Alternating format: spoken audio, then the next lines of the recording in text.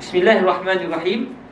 Alhamdulillahirabbil alamin wassalatu wassalamu ala asyrafil anbiya'i wal mursalin habibina wa sayyidina wa maulana Muhammadil karim wa ala alihi wa sahbihi ajma'in. Asyhadu an la ilaha illallah wahdahu la syarikalah wa asyhadu anna sayyidana wa habibana Muhammadan abduhu wa rasuluhu wa safiyuhu min khalqihi wa habibuhu أدى الأمانة وبلغ الرسالة ونصح الأمة وكشف الله به الغمة اللهم صل وسلم وزد وبارك على حبيبنا وسيدنا ومولانا محمد وعلى آل سيدنا محمد أما بعد.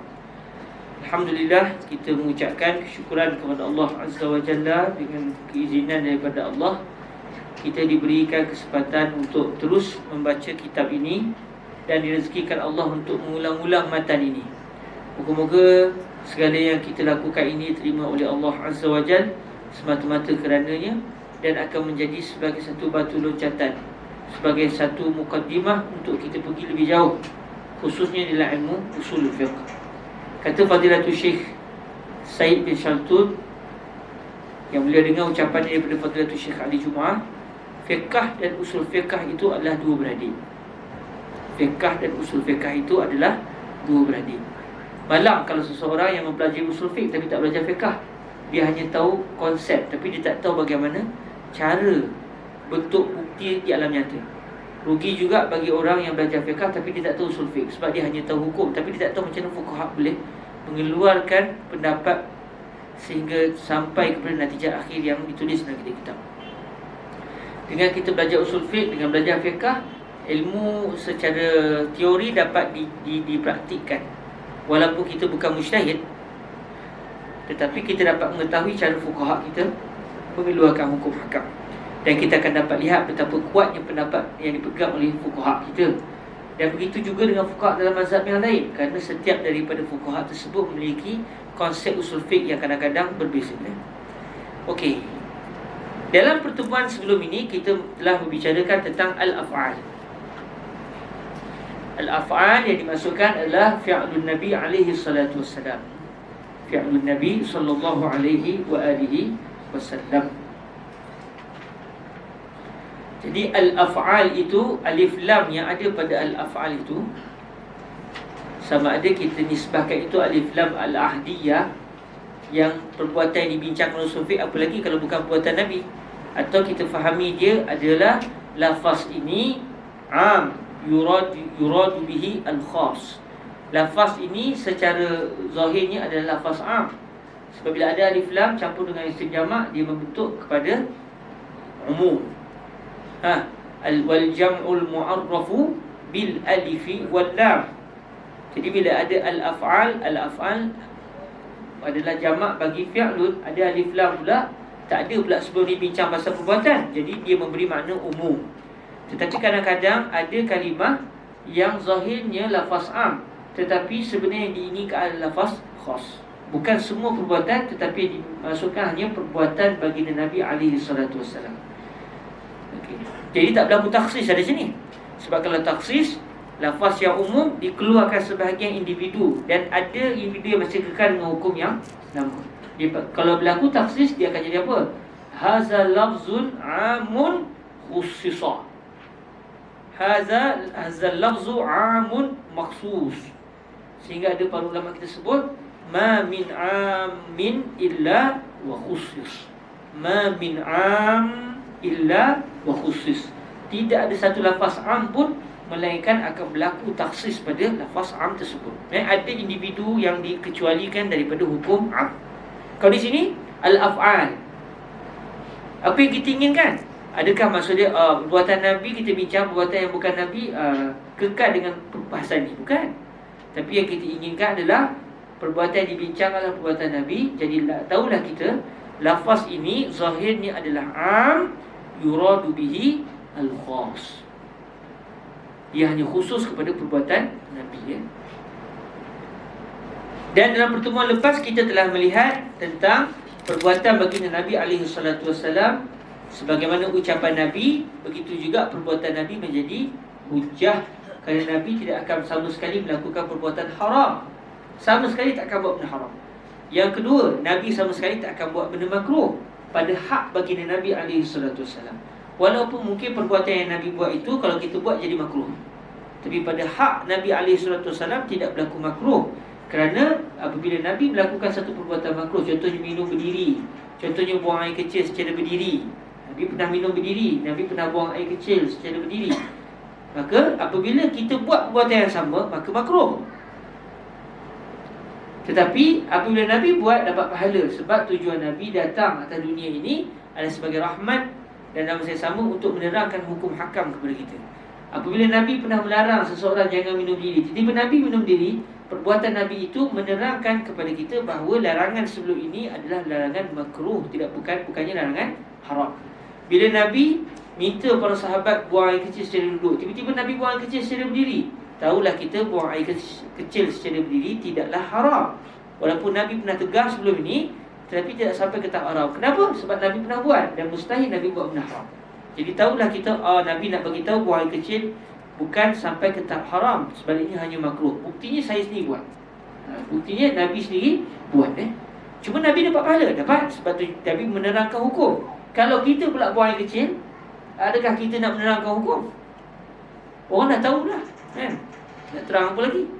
Jadi tak adalah ilahnya kenapa nak kena kecil berdiri ketika itu.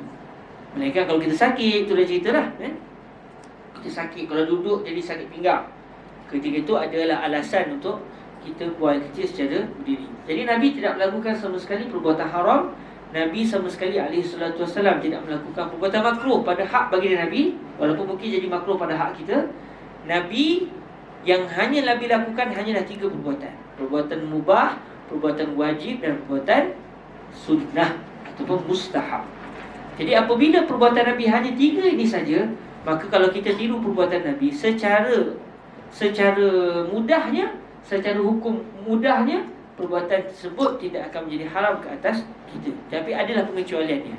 Dan pada minggu lepas kita telah melihat bagaimana Imam Al-Haramain Al-Juwaini menggunakan konsep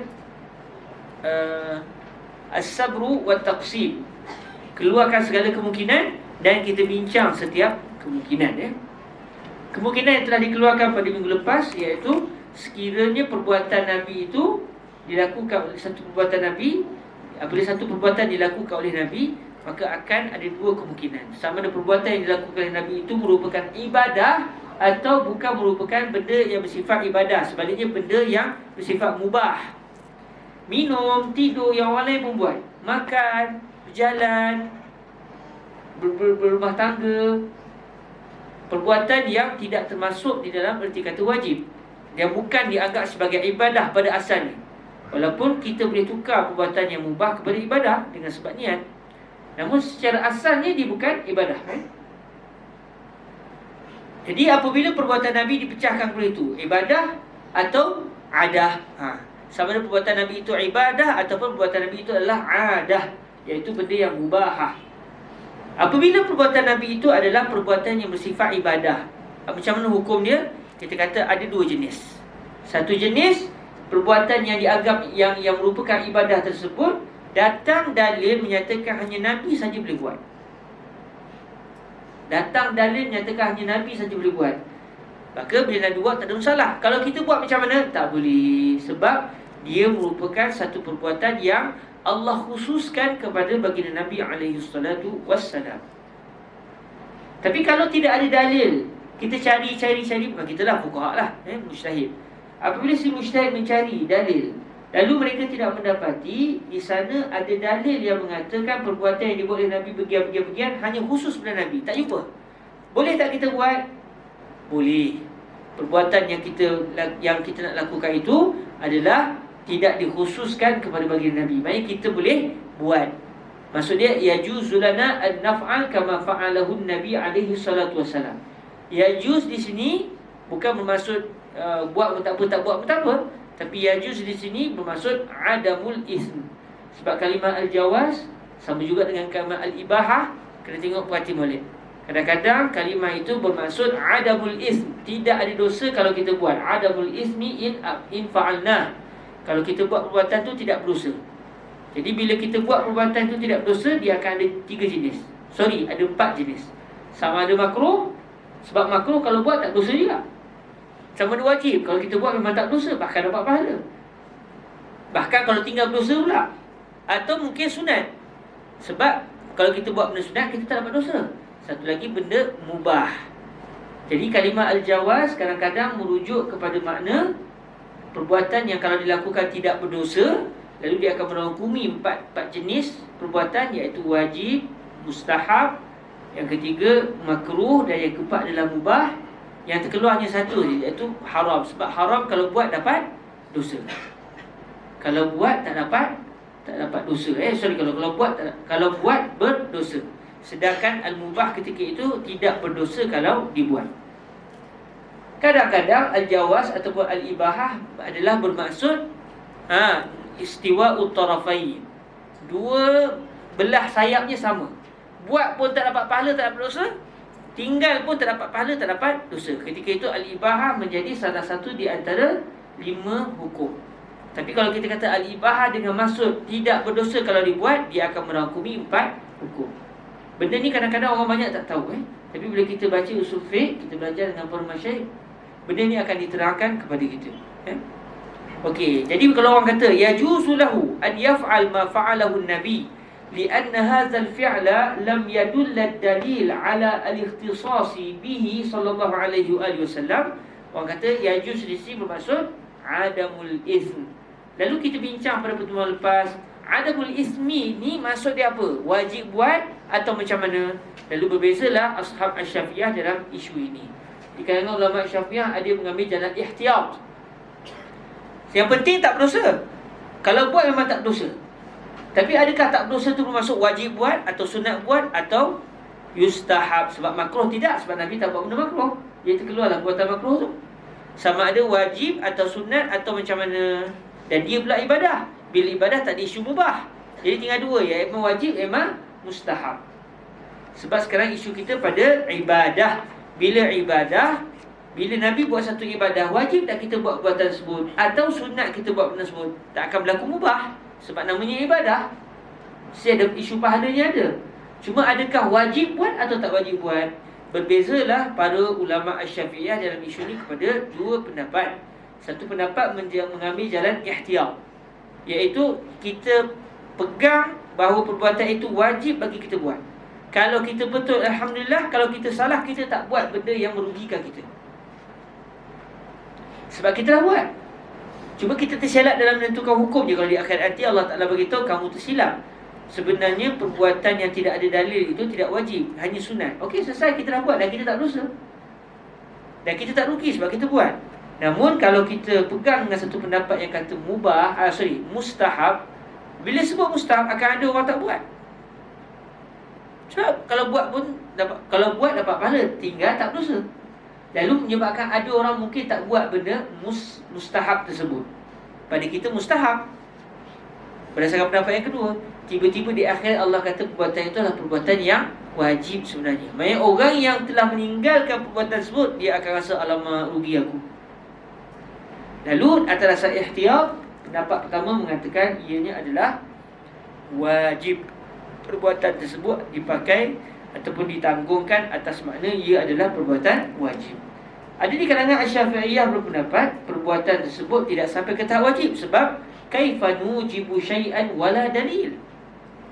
Nurid an naqul innal fi'la wajib fala budda an yakuna kadalil. Haitsu inna khassasna al-hukma bil wujub. Wa takhsis biduni mukhassis batil. Kita khususkan satu perbuatan dengan satu hukum, tapi kita tak ada dalil. Itu dosa namanya. Mana boleh kita mana-mana mewajibkan benda. Tapi kadang sebenarnya kita tuan-tuan wajib datang. Mesti wajib datang ke kelas sekian-sekian. Wajib situ bukanlah kita masuk kalau tak datang dosa, tapi dengan masuk wajib datanglah betul. Kesaan sungguh-sungguh lah. Al-hathu ala al-hudur. Jadi kadang-kadang bahasa Melayu kita ada usul majaz sikit lah. Tuan-tuan wajib pergi derma. Mana ada derma wajib? Derma wajib satu je, iaitu zakat, kan? Ataupun kalau kita nazar. Tetapi kalau kita guna istilah itu dalam bahasa Melayu, maknanya orang pun faham. Tidaklah kalau tak buat berdosa. Tetapi di situ ada unsur kita mendesak ataupun kita, kalau boleh biar semua orang buat. Memang kita desak sungguh-sungguh lah. Tapi kalau tak buat juga, nak buat macam mana? Taklah dosa, sebab hanya yang mengatakan perbuatan itu dosa atau pahala hanyalah syariat, iaitu Allah dan juga Nabi SAW. Selesailah dari segi isu itu. Oleh kerana tak ada dalil yang mewajibkan, maka ada di kalangan ashab kita yang mengatakan kita tak wajib kata wajib. Sebab mengatakan satu perbuatan wajib tapi tak ada dalil, tu bahaya. Tapi kalau kita kata sunat, dan namanya ibadah, memanglah kita dituntut untuk beribadah. Dan perbuatan itu dibuat oleh Nabi pula, memang kita sangat-sangat dituntut. Cuma tak sampai ke tahap kita nak mewajibkan, kerana tidak ada dalil yang jelas mengatakan perbuatan itu adalah wajib. Ada pula di kalangan ashab kita, dia kata wallahi saya tak tahu, nak kata wajib pun tak tahu, nak kata mustahab pun tak tahu. Antara dua tu lah. Tapi mana satu saya tak tahu. Kenapa saya tak tengok dalil yang mazhab pertama kuat? Nak kata dalil mazhab kedua tak kuat, tak juga, kuat juga. Akhirnya berlaku ta'arud bainal adillah. Fuqaha dalam bahagian ketiga ni, mereka tidak mendapati di sana ada murajjih. Tidak ada dalil yang merajihkan di antara dalil yang mewajibkan dengan dalil yang sunat. Lalu mereka mengambil sikap at-tawaqquf, tak mampu nak buat keputusan, tak nak buat keputusan. Tapi mereka biasanya akan buatlah, mereka akan lakukan perbuatan tu. Cuma nak kata dia wajib tak berani, nak kata sunat tidak wajib pun tak berani. Lalu mereka pun lakukan tanpa mereka dapat menentukan secara jelas apakah status perbuatan tersebut. Alhamdulillah, dan kita pun dah datangkan contoh dengan panjang lebar pada pertemuan yang lepas. Hari ini kita masuk kepada wa in kana ala ghairi wajhil qurbati wa ta'ah. Hasil di situ ya. Baik. Qala rahimahullahu azza wa jalla wa nafa'ana Allahu bi 'ulumihi wa 'ulumi masyayikhihi wa talamizatihi wa qurra'i musannafatihi wa warakatihi wa sa'iri muallafatihi al-barakah wa syurahiha Allahumma amin. Qala Imamul Haramain Al-Juwaini wa in kana ala ghairi wajhil qurbati wat ta'ah fayuhmalu 'ala al-ibahah sekiranya fa in kana ay fa in kana al-fi'lu an-nabawiyyu ala ghairi wajhil qurbati wat ta'ah. Okey, kita ingat kita isu kita perakawan adalah menggunakan konsep as-sabr wa taqsim. Keluarkan segala kemungkinan. Okey, buatan Nabi ada jenis apa? Ada dua jenis, ibadah ataupun adah. Ibadah ataupun adah ataupun al-mubahah. Apabila dia ibadah, ada dua kemungkinan, sama ada dia khusus pada Nabi atau tak ada dalil yang kata dia khusus pada Nabi. Alhamdulillah, kita keluarkan setiap satu hukum. Sekarang kita beralih kepada jenis perbuatan Nabi yang kedua, iaitu kalau perbuatan yang dilakukan oleh Nabi adalah perbuatan yang mubah, yang kita namakan sebagai adah. Orang lain pun buat, bukan atas dasar dia ibadah, tapi dia merupakan perbuatan yang akan dilakukan oleh manusia secara tabi'i. Makan, minum, mandi, potong kuku, potong rambut, cukur misai. Tapi Nabi tak cukur misai. Para ulama berbeza pendapat lah dalam masalah misai ni. Ada yang kata sunat buang terus, sebab mereka faham hadis Nabi tu Nabi buang terus. Namun ada juga para ulama fahami bukan buang terus tapi nipiskan. Jadi berlaku sikit pendapat. Okey, bela janggut. Okey, bela janggut. Betul dalam mazhab Syafi'i kita mengatakan bela janggut adalah tak sampai kepada tahap wajib. Walaupun fuqaha yang lain mengatakan ia wajib, sebab membela janggut tu memang merupakan fitrah orang lelaki. Orang lelaki bila keluar janggut dia biar, kan? Cuma lelaki Korea saja tak berjanggut. Lelaki Korea tidak berjanggut. Mereka seram dengan janggut. Dia tak tahu kenapa. Dalam mazhab Syafi'i, membela janggut itu sunat kerana kita nak ikut Nabi. Kita nak ikut Nabi SAW. Jangan takut. InsyaAllah moga-moga semuanya tumbuh janggut. InsyaAllah, jangan takut. Semuanya muda-muda lagi, belum tumbuh lagi. Saya ada seorang kawan, tak apa sebut nama lah. Kawan pun sekolah menengah lagi. Dia janggut dia 3 helai. Dia kawan tu 3 helai 4 helai. Dia jaga semua 3 helai 4 helai. Kadang ada kawan buat kelakar, alah janggut 3 helai je kan. Dia kata inilah tempat yang ada kok ada bidadari nak menyangkut di janggut 3 ni jadu kan. Dan pernah dengar cerita juga ada masyayikh kita di Mekah, orang Melayu. janggut tak keluar. Setengah orang Melayu dia muka bersih tak keluar janggut. Macam saya janggut bila keluar, jambang tak mau keluar. Tengok Ustaz Nazrul. Kalau biar tu mau berjambang tu, Ustaz Nazrul macam saya tak mau berjambang. Ada juga lah seronok juga lah, keluar sikit-sikit lah, tapi dia tak mau mengawal sangat. Jambang tak mengawal sangat. Okey. Ada siapa dah cerita dengan saya, Syekh ni dia dekat Mekah. Ada Ustaz Nazrul ke apa? Ustaz Nazrul kan banyak tahu tentang cerita-cerita para ulama kita. Saya kurang sikit cerita-cerita ni sebab saya tak banyak baca buku cerita. Ustaz Nazrul dia banyak pergi dengan masyarakat dengar cerita-cerita yang gharib kadang-kadang. Jadi tak silap saya dengar pada Ustaz Nazrul, Syekh ni dia tak ada janggut, tapi dia mengajar Masjidil Haram. Orang Arab ikut sekali. Lain kali orang Arab kata, Syekh Zai tashrah kitab finillah. Syekh berkata, mungkin tashtari li ishtari fi suq masalan, ishtari li wallahi ana hawaltu lakin la yujad. Ishtari li lihya. So tolong belikan janggut. Nak kata janggut ni saya bukan ni, buat macam mana tak nak keluar Okey.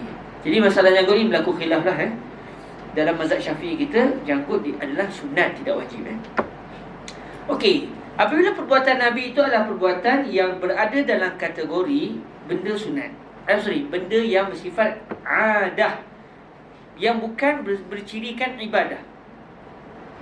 Okey. Macam janggut lah pada asalnya. Tapi bila kita berjanggut ni sebab apa? Sebab nak ikut Nabi, maka bertukar niat tu. Daripada kenapa nak berjanggut? Mau nampak gantang Syekh, mau nampak katang sikit kan. Ini macam apa? Macam Korea je, seram kan. Jadi dia pun boleh janggut kan. Kalau terasa itu, Allah lah, kalau Tuhan bagi pahala juga tidaklah, saya tak tahu. Tapi kalau dia niat kerana Allah SWT, bertukar daripada adab menjadi ibadah. Alaihi salatu wassalam, Rasulullah SAW contohnya, Nabi pernah makan kambing. Betul tak? Nabi pernah makan kambing. Lalu dia pun makan kambing. Dan doktor pun kata kolesterol okey, tak tinggi kan. Kolesterol tak tinggi, jadi boleh makan biasa-biasa. Jangan takutlah.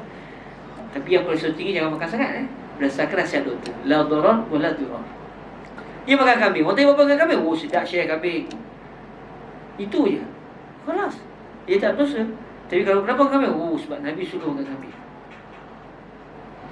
Ketika itu bertukar daripada adat menjadi ibadat. Bertukar daripada adat kepada ibadat.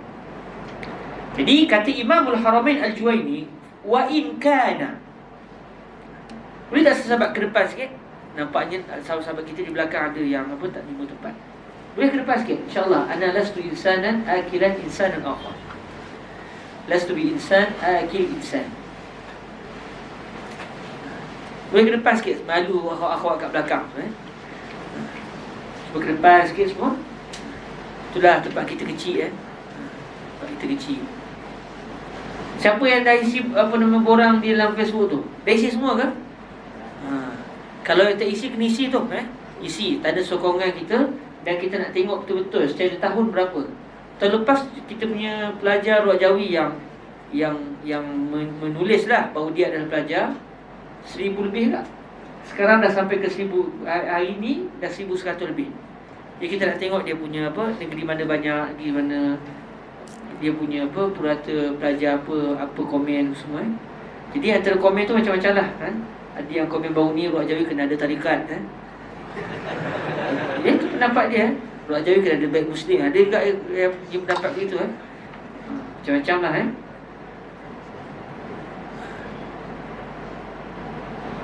Ada satu kot Ruak Jawi Masjid Dirar, ada juga satu tapi tak apalah, tu pendapat dia Ruak Jawi yang saya agak terharu sikit sebab Ruak Jawi kena ada majlis tarikat lah Lepas tu dengan Ruak Jawi. Tapi banyak juga yang kata Ruak Jawi kena ada bangunan. Macam lah Dia serah lah kawan-kawan. Saya bagi contoh jawapan cadangan-cadangan tu tempat kita kecil itu je lah. Itu pulang lah apa cadangan tu pulang.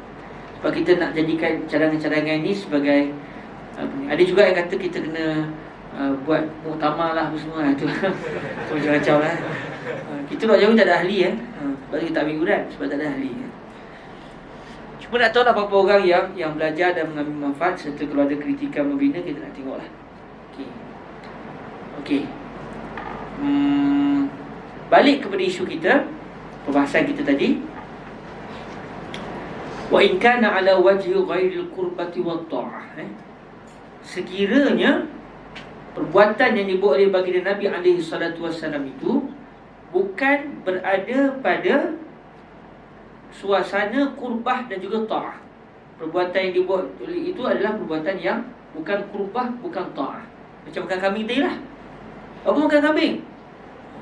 Nabi makan kambing. Salah saya makan kambing. Makan kambing bukan ibadat pun. Bukan ibadat pun. Maka pada asalnya kalau dia buat, dia tahu Nabi makan kambing, lalu dia makan kambing, sebab apa? Sebab takkan Nabi buat benda haram. Dia faham begitu. Dia makan sebab Nabi makan, bukan dia makan sebab dia nak buat macam Nabi buat. Lain dua benda tu bezakan. Dia bergantung pada niat orang tadi. Kenapa dia makan? Nabi pun makan. Ini benda ni halal, saya nak makan lah. Dia makan atas asal kerana ianya halal, bukan atas asal kerana ibadat lah. Sebab makan kambing bukan ibadat. Contoh lagi, Nabi pernah makan kambing yang dipanggang dan dengan daging itu dalam kulit lagi. Ni tak pernah orang buat lagi ni. Raya haji dah dekat, kan? Biasa kita makan kambing panggang ke, kambing macam-macam, kita buang dulu dia punya kulit, tak? Kulit kambing tu kita buang, kan? Macam kulit biri-biri pun kita buang, pun semua kita selinap pun tu, kita ambil daging saja. Nabi SAW pernah makan kambing yang dipanggang dengan bulu-bulunya sekali. Mai dibelah, dibuang darah-darah dalam tu, tapi bulunya biarkan. Ni teknik orang dulu, belah, boleh try ni, tapi ajak saya sikit, saya tak pernah rasa tu, saya tak pernah rasa macam rasa dia. Dipanggang dengan kulit-kulitnya sekali. Tak tahulah, mungkin dia punya perisa apa semua, Allah alam. Kita boleh try lah, kita punya ijtihad. Tapi yang penting kulit tu tak diselinap. Macam mana nak makan nanti, yelah kalau dah bakar, terbakarlah dia punya bulu-bulu tu. Tapi kulit tu sini, kulit tu sini akan dimakan. Tak tahulah kalau lepas tu dia orang kalau tak makan kulit, bukan ambil daging, tapi rasa dia mesti lain.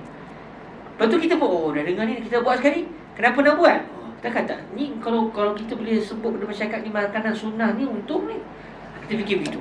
Sebab banyak orang suka makanan sunnah, kan? Nabi puasa sunat, dia jarang puasa sunat. Sebab dia ambil tak makanan sunnah tu, dia terlupa Nabi punya puasa lagi banyak. Nabi puasa, bilangan hari Nabi puasa lagi banyak daripada Nabi makan makanan sunnah yang dia rasa tu, kan?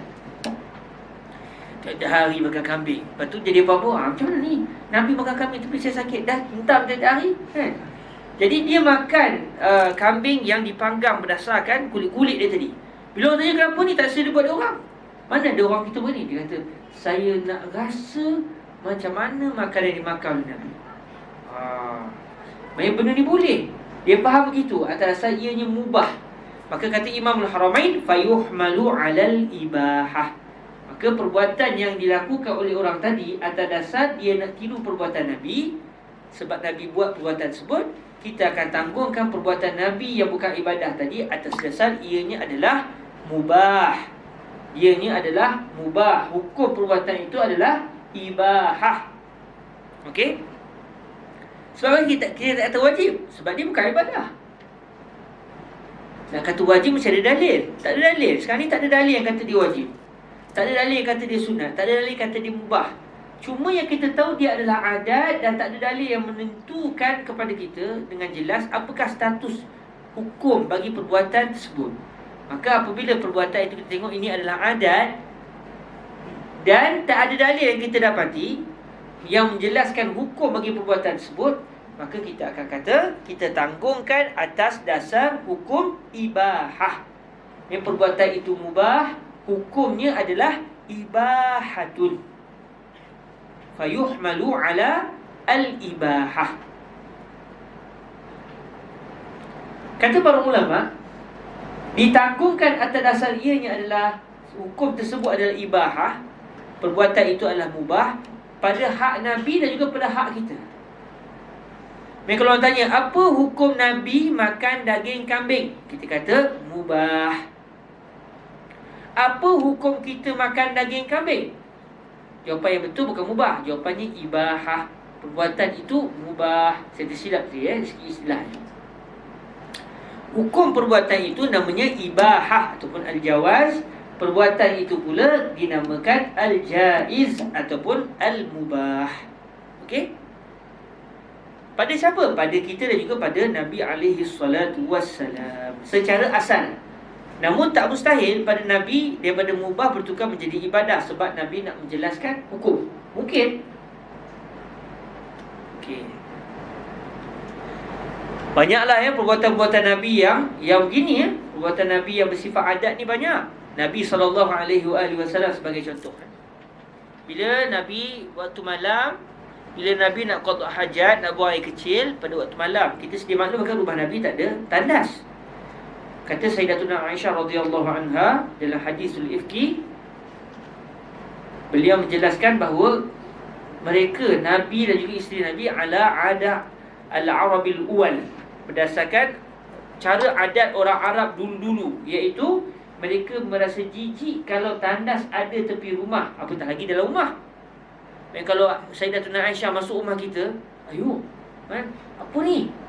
Kami dulu kalau tandas tepi rumah pun jijik, ini pula dalam rumah, tak boleh terima. Mereka punya budaya begitu, mereka tidak menerima. Macam kita lah tak biasa. Dan saya pernah tengok datuk saudara saya sendiri begitu, belah di datuk saudara saya yang tinggal di Kedah, Allah yarhamu. Satu hari beliau datang ke Kuala Lumpur ziarah kami. Lepas tu nak buang air. Kebetulan flat saya tu belakang tu sungai Gombak. Lepas tu Tok saudara saya ni, tok belakang saya ni kelang kabut. Apa ni? Panggil Tok Lang, roh Tok Lang. Awak Tok Lang, aku nak pergi sungai. Hai, nak buat apa pergi sungai? Aku nak ni lah. Sebutlah kan. Orang Kedah waktu tu ni cakap jelas. Kita nak sebut, kita segan kan. Aku nak tu kan. Kita kata jangan ni awak pasal. Saya nikah, orang kata apa kan. Kami paksa arwah Tok Lang ni supaya masuk bilik air dan buang air. Dia tak biasa. Orang kampung kita orang tu begitu kan? Sebab di kampung apa-apa ke sungai istilah begitu. Jadi adat Nabi SAW satu ketika dahulu, bila Nabi nak qada hajat di waktu malam, kalau Nabi nak buang air kecil, macam mana caranya? Ada satu mangkuk daripada kayu, lalu Nabi akan qada hajat di mangkuk tersebut. Lepas tu Nabi pun sambung tidur. Lepas Nabi selesai istinja, Nabi pun tidur. Allahumma salli ala Rasulillah. Tapi semuanya berada dalam rumah. Mangkuk tu dalam rumah, lepas tu Nabi pun simpan bekas tu. Keesokannya Nabi akan hantar baul Nabi SAW tu akan dihantar ke tempat lain.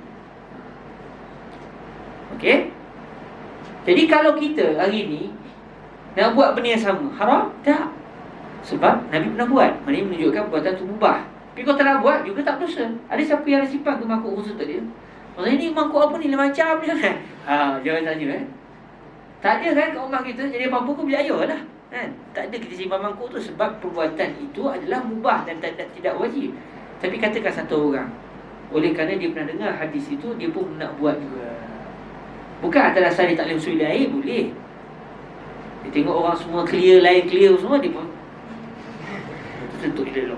So pagi boleh buang dalam tandas. Lepas tu dia tulis kat tu, tolong jangan usik. Takut pecah rahsia kan. Adakah haram? Tidak.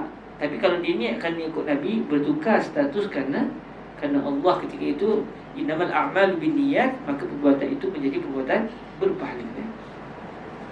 Sebab tu kalau tengok Sayyidina Abdullah bin Umar melakukan semua perbuatan yang beliau boleh buat macam Nabi buat, sehingga kadang-kadang tak masuk akal. Tiba-tiba berjalan berhenti. Berapa berhenti? Dulu Nabi pernah berhenti kat sini. Nabi berhenti kat situ bukan Nabi letih. Dia berjalan musafir, dia berhenti. Tapi yang kamu berhenti ni kenapa? Sebab Nabi pernah berhenti, itu je. Sayyidina Anas minat makan buah labu. Bapa suka makan labu sebab Nabi makan. Sebab Nabi suka makan labu, maka saya pun suka makan labu. Jadi ketika itu makan labu yang pada asalnya termasuk perbuatan mubah dan kena dengan konsep macam ni. Sebab Nabi makan labu bukan ibadah. Nabi kata man akala qara'al asal falahul asal. Rawahu man la adri. Ini hadis maudhu' kan. Qalahu khairun nizam. Tapi kalau adalah contoh, katakan tiba-tiba Nabi pernah sebut man akala qara'al asal, ataupun dalam bahasa Arab dan kitabnya ad-dubba, man akala ad-dubba, orang mesti dengar qara'ul asal man akala ad-dubba atau man akala qara'al asal falahu fil jannatil asal. Ketika itu dah jadi ibadah. Sebab dah disebut siapa makan ni dapat pahala begini. Tapi tak ada hadis tu. Cumanya kebetulan Nabi pergi ke rumah, dalam syamailah Rasulullah SAW dijemput oleh ada seorang sahabat. Sahabat ni adalah orang miskin lah, orang miskin. Ajak Nabi jemput makan di rumah, sediakan buah labu. Dalam buah labu tu dibuat macam buah air apa semua, macam masak air begitu. Di situ diletakkan qadid, daging yang sudah dikeringkan. Orang zaman dulu, kata Fadilatul Syekh Yusri bin Rushdi Al-Hasani, orang Arab yang kaya, mereka sembelih makan terus. Kalau nak makan, pergi sembelih lagi. Kalau nak sembelih kambing, makan terus. Lepas tu daging lebih bagi ke orang kaya. Rasa nak makan lagi 2-3 hari, pergi cari kambing sembelih lagi. Tapi orang miskin tak, orang miskin sebab duit tak ada. Jadi mereka jarang dapat makan daging segar. Yang ada pada mereka, kalau dapat daging, mereka akan jemur di matahari. Dengan suasana panas Madinah, menyebabkan daging itu akan boleh tahan lama. Jadi daging dimakan tu daging tidak fresh lah. Seorang Nabi dijemput oleh satu orang miskin. Tak silap saya, sahabat Nabi tadi tu orang kerjanya adalah tukang jahit, tukang jahit. Dijemput oleh seorang miskin untuk makan di rumah beliau. Beliau ajak Nabi. Nabi pun datang sekali dengan Sayyidina Anas. Lalu Nabi pun makan apa semua. Cuma Sayyidina Anas nampak Nabi tak banyak sangat ambil daging. Yang Nabi ambil sangat adalah duba, iaitu qarul asal tadi, labu tadi. Lalu Sayyidina Anas memahaminya bahawa Nabi suka makan qarul asal, ad-duba. Lalu selepas itu beliau pun jadi suka makan qarul asal ataupun ad-duba, atas dasar kerana Nabi makan duba. Tapi kata Fadilatul Syekh Yusri bin Rushdi, yang Fadilatul Syekh Yusri faham lain. Bukan kerana Nabi suka makan duba, tetapi dalam hidangan itu, raja hidangan itu apa dia? Yang istimewa dari hidangan itu apa dia? Daging. Maka Nabi isar kepada para sahabat. Isar, utamakan para sahabat yang lain. Lalu Nabi ambil yang lain, ambil yang orang tak nak ambil sangat. Apa dia? Macam kita lah, kalau nasi tu ada ayam, ada telur, yang terakhir sekali telur tu lah, kan? Cuba kalau nasi tu dengan telur habis dulu. Sebab apa? Sebab raja hidangan dia apa yang paling istimewa ketika tu. Contoh, nasi, rendang. Ini semua benda-benda yang menyebabkan kita nak air cepat, Nasi, rendang. Lepas tu adalah sayur toge. Nak korang makan sayur toge sangat? Last sekali lah, ada lagi toge, okeylah, makanlah. Itu yang terakhir sekali. Lalu Nabi nak kepada sahabat yang juga jarang makan daging, sahabat-sahabat Nabi jarang makan daging sebab mereka hidup dalam keadaan yang sederhana, Allah menguji mereka dengan kesederhanaan. Maknanya kalau kita mengikut syariat, kita ikut arahan Allah, tak semestinya Allah akan balas dengan kebahagiaan material. Kalaulah kebahagiaan dari sudut material itu bukti betapa Allah sayang, sepatutnya rumah Nabi bukannya macam dalam hadis. Sepatutnya rumah Nabi ni daripada emas, daripada syurga terus. Tapi tak, rumah Nabi tak macam tu. Rumah Nabi begitu mutawadhi'. Sebab apa? Sebab Nabi ini jiwanya adalah kepada Allah, bukan lagi tertarik kepada dunia. Lalu akhirnya Nabi pun makan dubak. Okey, dia konsep dia makan dubak tadi lah. Apa hukum makan dubak? Al-jawaz. Kenapa? Apa dalil? Nabi makan. Kenapa kita tak terwajib? Sebab dia bukan ibadah, maka dia ada. Bila dia ada, sebab makan. Bila dia ada, maka kalau kita buat perbuatan yang ada, dia dihukum sebagai adah, iaitu mubah, tidak sampai ke tahap wajib. Syukur kita jadi umat Nabi Muhammad, semua benda kita tahu pasal Nabi. Alhamdulillah. Fayuhmalu 'alal ibahah. Banyaklah pasal kalau kita buka hadis saja, bila kita tengok perbuatan Nabi, cuba kita ingat balik konsep ni. Sebab kita bila kita dalam majlis bacaan hadis, kita akan jumpa banyak perbuatan Nabi. Nabi pernah ketawa, Nabi pernah tersenyum, Nabi pernah menangis. Itu semua merupakan adah, merupakan adah. Lalu kalau kita buat atas dasar perbuatan itu adalah mubah, maka dia akan mendapat mubah. Tapi kalau dia tukar kerana Nabi, kerana mencari redha Allah, maka ketika itu bertukarlah asal perbuatan yang mubah kepada ibadah. Qala rahimahullah azza wa jal, wa iqraru sahibi syari'ati 'ala al-qawl huwa ka qawli sahibi syari'ah. Selesai kita bincang tentang perbuatan Nabi. Tak bincang ke pasal qaulun Nabi? perbahasan tentang qaulun Nabi nanti kita akan kalau dari segi bagaimana nak meriwayatkan hadis, kita akan jumpa dalam perbahasan bagaimana meriwayatkan hadis nanti. Adapun qaulun Nabi, kenapa tak disebut adapun wa amma qaulun Nabi? Sebab qaul dia akan tertakluk kepada majaz, haqiqah, am, khas. Yang benda telah kita bincang sepanjang lebar sebelum ni. Itu semua adalah menceritakan tentang qaulullah wa qaulur Rasul alaihi salatu wassalam, yang pada ucapan itu ada konsep yang boleh diistimbat daripadanya. Ada konsep am, ada konsep khas, ada mujmal, ada mubayyan. Jadi daripada situ selesai. Maka tak dihantarkanlah perbahasan khusus tentang aqwalun Nabi. Kenapa dibincang af'alun Nabi? Sebab perbuatan Nabi ni tak berbunyi, tak dapat difahami dari segi umum khusus tu. Sebab umum khususnya hanya tertakluk pada kalimah. Maka perbuatan Nabi pula macam mana? Ada tak bagi kesabda hukum? Ada. Iaitu sama ada di ibadah atau adah. Kalau ibadah, tengok sama ada dia adalah khusus pada Nabi atau tidak. Kalau dia adah, kita kata perbuatan itu adalah mubah. Iqrar. Kenapa dibincangkan isu iqrar? Sebab iqrar bukan perbuatan Nabi, tetapi Nabi tak kata apa. Maka ridhan sukutun Nabi dalilu ridahu alaihi salatu wassalam. Bila Nabi tak kata apa, Nabi senyap tak kata apa, maka di sini membuktikan keredaan baginda Nabi alaihi salatu wassalam. Sebab Nabi tidak akan senyap kalau benda yang dibuat di hadapan Nabi itu adalah perbuatan yang haram. Mesti Nabi akan jelaskan hukum. Kerana apa? Kerana ta'khirul bayan an waqtil hajati la yajuz. Ta'khirul bayan an waqtil hajati la yajuz. Ta'khirul bayan an waqtil hajati la yajuz. Kalau satu perbuatan itu berlaku pada Nabi, di hadapan Nabi, tiba-tiba Nabi tak terangkan masa itu juga, sedangkan perbuatan itu telah dilakukan, maka berlakulah fenomena yang namanya ta'khirul bayan, lambat jelaskan hukum.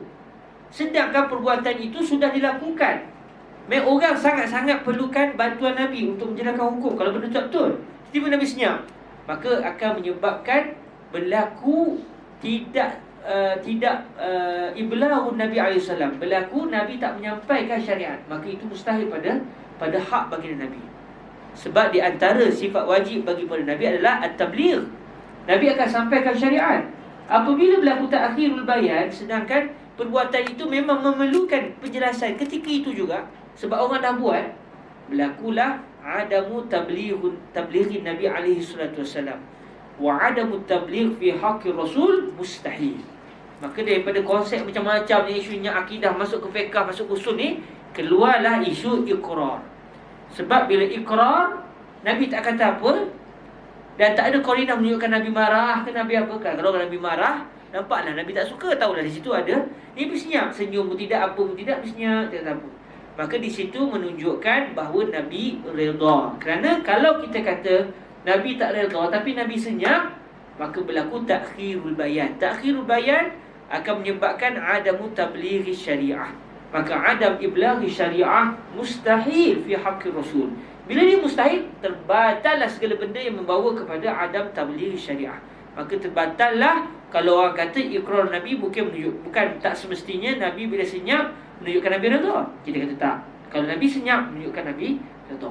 Kerana kalau tidak akan membawa kepada natijah akhir benda yang mustahil pada hak Nabi, iaitu Nabi tidak menyampaikan syariat. Mustahil. Okey, iqrar.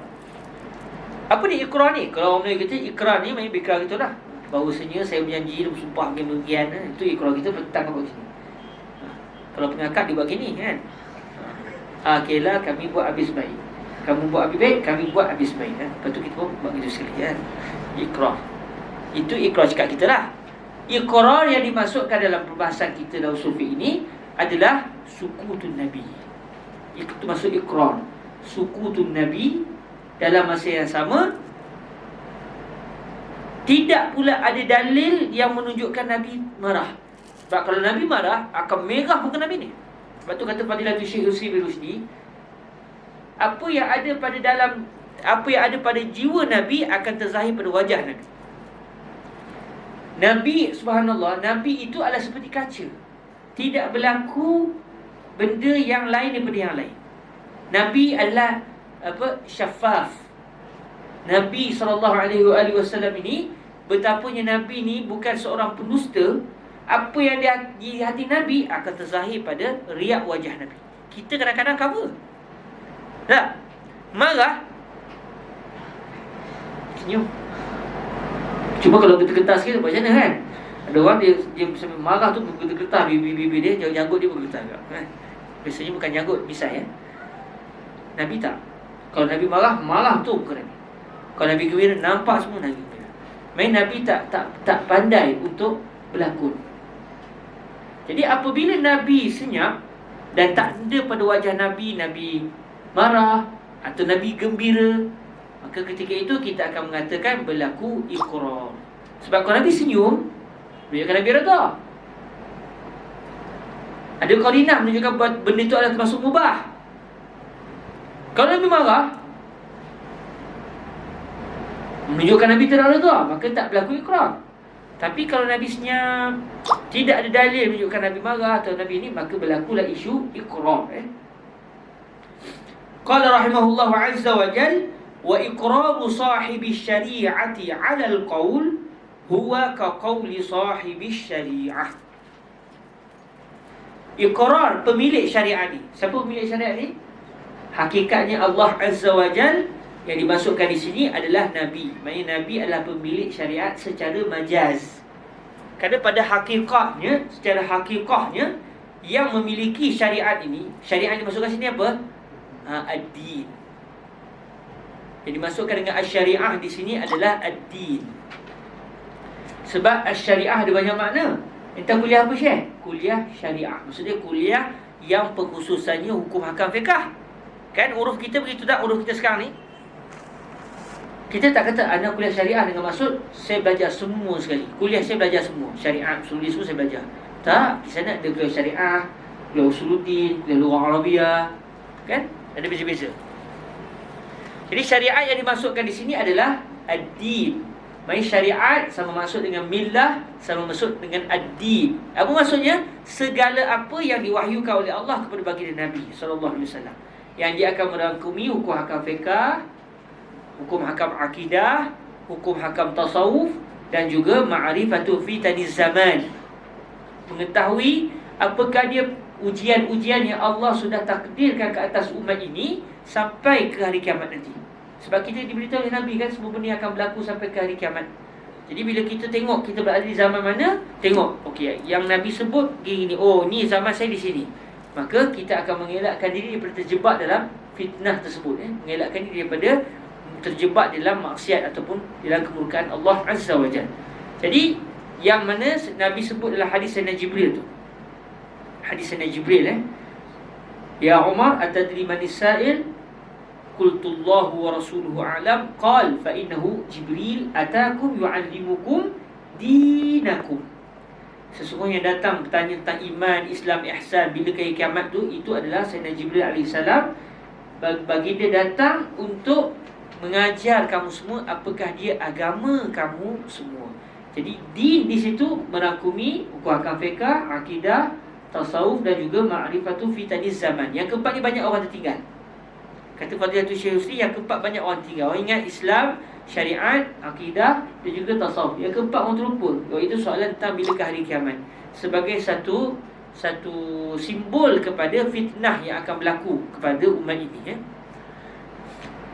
Jadi syariah yang dimasukkan sini adalah merangkumi agama, iaitu merangkumi segala yang didatangkan oleh Nabi, iaitu ad-din. Jadi pemilik agama kita ni siapa? Allah. Adapun Nabi dinamakan juga Nabi sebagai pemilik agama atas dasar baginda adalah penyampai syariat Allah kepada kita. Lepas tu kita memerlukan wasitah, kita memerlukan juru perantara. Tak layak kita untuk menerima wahyu terus daripada Allah. Maka kita perlukan satu pautan, yang pautan itu adalah yang sangat layak untuk berbicara dengan Allah, iaitu baginda Nabi alaihi salatu wassalam. Okey. Wa iqraru sahibi syariah. Wa iqraru sahibi syariah. Apabila sahibu syariah, iaitu baginda Nabi alaihi salatu wassalam, memperakui atas qaul, alal qaul, Maknanya ada seorang sahabat sebut satu ucapan, Nabi dengar, Nabi tak ta'liq apa-apa. Nabi sakit. Maka ketika itu kata Imamul Haramain Al-Juwaini, huwa ka qawli sahibi syariah, ay al-qawlu sadiru minas sahabah wa sami'ahu an-nabi ka'annahu qawlu sayyidina an-nabi alaihi salatu wassalam. Qawlu sahabi hina idzin ka'annahu qawlu rasul alaihi salatu wassalam bidalil anna ar-rasul sami'a wa sakat. Falau lam yarda ar-rasul alaihi salatu wassalam an hadzal qawl la ankar, lakinnahu sakat, fasukut dalilur ridha. Fa qawlu sahabi hina idzin ka'anna an-nabi huwa alladhi qala. Tapi bukan Nabi yang sebutlah, tetapi hukumnya akan seperti hukum baginda Nabi kalau berucap. Maknanya bila ucapan Nabi, dia akan balik kepada isu-isu tadi, qaulun Nabi yang telah kita bincangkan. Adakah berlaku umum tak pada kalam sahabat tadi, atau berlaku khusus, atau apa. Sebab ucapan sahabat tadi sepertinya ucapan Nabi, dan ucapan Nabi tidak ada unsur dosa. Contoh dia apa? Kita semua mesti maklumkan kisah bagaimana Nabi dalam beberapa keadaan Nabi tidak dapat menjadi imam. Di akhir-akhir hayat baginda Rasul SAW, kerana Nabi jatuh gering, yang bawa kepada berpindahnya Nabi kepada Allah Azza wa Jalla. Dalam beberapa keadaan Nabi tidak gering, tetapi Nabi SAW punya urusan. Lalu ada beberapa keadaan Nabi terlewat sampai ke Al-Madinah. Nabi keluar ke luar Madinah menyelesaikan isu-isu yang berlaku, perbalahan mungkin apa yang berlaku. Lalu Nabi lambat balik ke Madinah, sedangkan azan sudah berkumandang. Dan apabila para sahabat menunggu-nunggu, tak juga Nabi kunjung tiba, Sayyidina Bilal Ibnu Rabah pernah bertanya kepada Sayyidina Abu Bakar, mau tak anda menjadi imam? Sebab tunggu Nabi tak sampai. Lalu Sayyidina Abu Bakar menyatakan, kalau semua setuju, saya redha jadi imam. Lalu akhirnya Sayyidina Bilal muazzan, iqamat, Sayyidina Abu Bakar pun menjadi imam. Sedang sembahyang, Nabi pun sampai ke Madinah, sampai ke masjid. Tapi sembahyang sudah pun mula. Lalu Nabi pun daripada belakang terus ke depan. Nabi memutuskan saf, orang tengah ni. Nabi pun menjaga depan. Bila para sahabat nampak, sahabat bagi laluan pada Nabi. Dan perbuatan ini jangan dibuat oleh orang lain, kan? Marah orang nanti untuk serabah. Ini juga di antara benda yang khusus untuk Nabi. Jadi Nabi boleh memutuskan saf. Sampailah akhirnya Nabi tutup belakang Sayyidina Abu Bakar. Bila begitu para sahabat pakat menepuk tangan dan cakap tak boleh tengah sembahyang, batal sembahyang. Lalu Sayyidina Abu Bakar ketika mendengar bunyi tepukan tangan yang kuat, juga ada benda yang berlaku. Para sahabat nak bagi tahu, ada benda berlaku, wahai Abu Bakar. Tapi nak cakap tak boleh sebab dalam sembahyang. Akhirnya Sayyidina Abu Bakar pun menoleh ke belakang. Tengoklah benda kan, tapi tak cakaplah benda tu, cakap benda tu batal sembahyang. Toleh ke belakang. Bila tu toleh ke belakang, belakang Nabi, belakang beliau adalah Nabi. Dan Nabi pun buat isyarat begitu. Buat isyarat untuk tetaplah kamu wahai Abu Bakar. Dan Nabi pun dah start sembahyang dah. Buat isyarat begitu. Lalu Sayyidina Abu Bakar pun mengangkat tangannya dan beliau pun mengatakan Alhamdulillah. Ni tengah sembahyang ni. Alhamdulillah. Kata Fadilatul Syekh Yusri bin Rushdi sewaktu huraikan hadis ini, Sayyidina Abu Bakar sebut Alhamdulillah kerana beliau syukur apabila Nabi redha beliau jadi imam. Kalaulah beliau itu tidak layak, nescaya Nabi tidak akan menjadi makmum Sayyidina Abu Bakar. Namun bila Nabi redha dan Nabi suruh pula untuk beliau terus menjadi imam, maka di situ berlakulah maknanya pengakuan daripada baginda Nabi yang Sayyidina Abu Bakar layak untuk memimpin menjadi imam. Jadi Sayyidina Abu Bakar merasakan ini satu nikmat yang besar, betul? Sebab diredha oleh Nabi. Bila redha Nabi maksudnya apa? Redha Allah. Bila Nabi dah redha, maksudnya Allah juga redha kepada Sayyidina Abu Bakar. Dan hidup kita ada dunia ni, saya redha siapa lagi kalau bukan redha Allah dan redha bagi Nabi SAW. Jadi apa yang berlaku, Sayyidina Abu Bakar mengangkat tangan tengah sembahyang ni, Alhamdulillah.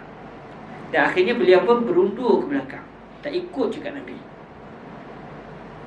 Okey, kita berhenti setakat tu dulu. Sebab isunya adalah pada ucapan Sayyiduna Abu Bakar, Alhamdulillah. Selepas daripada peristiwa itu, ada tak Nabi marah? Ya Abu Bakar, lima anta qulta alhamdulillah, anta fi salat, kamil qira'atah. In kunta fi salatil Fatihah iyyaka na'budu, ihdinas siratal mustaqim, alhamdulillah. Lima qulta alhamdulillah. Lima lam taqra, lam tastamil fi qira'atika ayat Quraniyah. Tak ada Nabi kata apa. Nabi tak sentuh pun isu, beliau sebut alhamdulillah. Jadi tahulah kita, ucapan alhamdulillah di dalam sembahyang tidak membatalkan sembahyang. Sebab apa? Bukan Nabi buat pun, tapi dibuat oleh Sayyidina Abu Bakar. Masalahnya, kalau semata-mata perbuatan Sayyidina Abu Bakar tidak menjadi hujah. Isunya berlaku ikrar. Beliau sebut, Nabi pula tak kata apa. Maka ucapan Sayyidina Abu Bakar ketika itu seakan-akan keluar juga daripada ucapan Nabi. Seakan-akan Nabi pun bila sembahyang pernah sebut alhamdulillah, walaupun tak berlaku.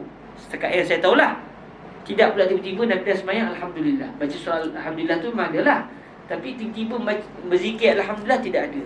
Lalu akhirnya fuqaha pun mulalah berperanan. Ucapan alhamdulillah ini apa dia? Zikir. Menunjukkan kalau seseorang berzikir dan sembahyang tak batal sembahyang. Lalu akhirnya fuqaha Syafi'i kata, kalau lah satu orang bertakbir Allahul Azimul Kabiru Akbar, tak batal sembahyang, sebab ini termasuk zikir. Kalau dia tiba-tiba berzikir tengah-tengah, dia dalam tengah-tengah baca tengah-tengah dia jadi makmum, tiba-tiba dengar imam sebut sabbihisma rabbikal a'la, dia boleh sebut subhana rabbiyal a'la. Sebab itu zikir dan sembahyang. Jadi mulalah fuqaha bincang. Mari pula fuqaha Imam Abu Hanifah, tak. Dalam sembahyang sunat boleh, sembahyang fardu tak boleh. Dengan dalil-dalilnya begini. Jadi fuqaha pun mula bermain, memulakan peranan masing-masing. Sebab ucapan Sayyidina Abu Bakar tadi sudah menjadi dalil. Limadha sara dalilan? Lianna Rasul lam yunkir alaih, fa sara iqraran, wa iqraran Nabi hujjah. Okey? Ini dia punya konsep ikrar pada ucapan. Wa iqraru sahibi syari'ati 'ala al-qaul huwa ka qauli sahibi syari'ah. Jadi ucapan itu menjadi dalil. Ucapan sahabat tadi menjadi dalil. Okey. Wa iqraruhu 'ala al-fi'li ka fi'lihi. Wa iqraruhu, ad-dhamir fi qawlihi iqraruhu ya'ud ila man? Sahibi syariah, wa huwa sayyiduna Nabi alaihi salatu wasalam. Iqraruhu ay iqraru sahibi syariah. Wa man sahibu syariah? Majazan huwa sayyiduna Nabi alaihi salatu wasalam. Jadi adapun ikrar baginda Nabi pula, kalau tadi ikrar tentang ikrar Nabi, maknanya Nabi tidak berkata apa-apa apabila ada seseorang bercakap depan Nabi.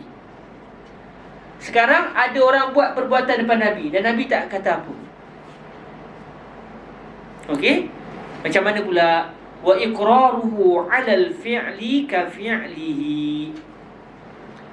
Iqrarnya pemilik syariat itu, iaitu Nabi SAW, terhadap satu perbuatan. Perbuatan siapa ni? Al-fi'li sadiri minas sahabah. Perbuatan yang keluar daripada para sahabat.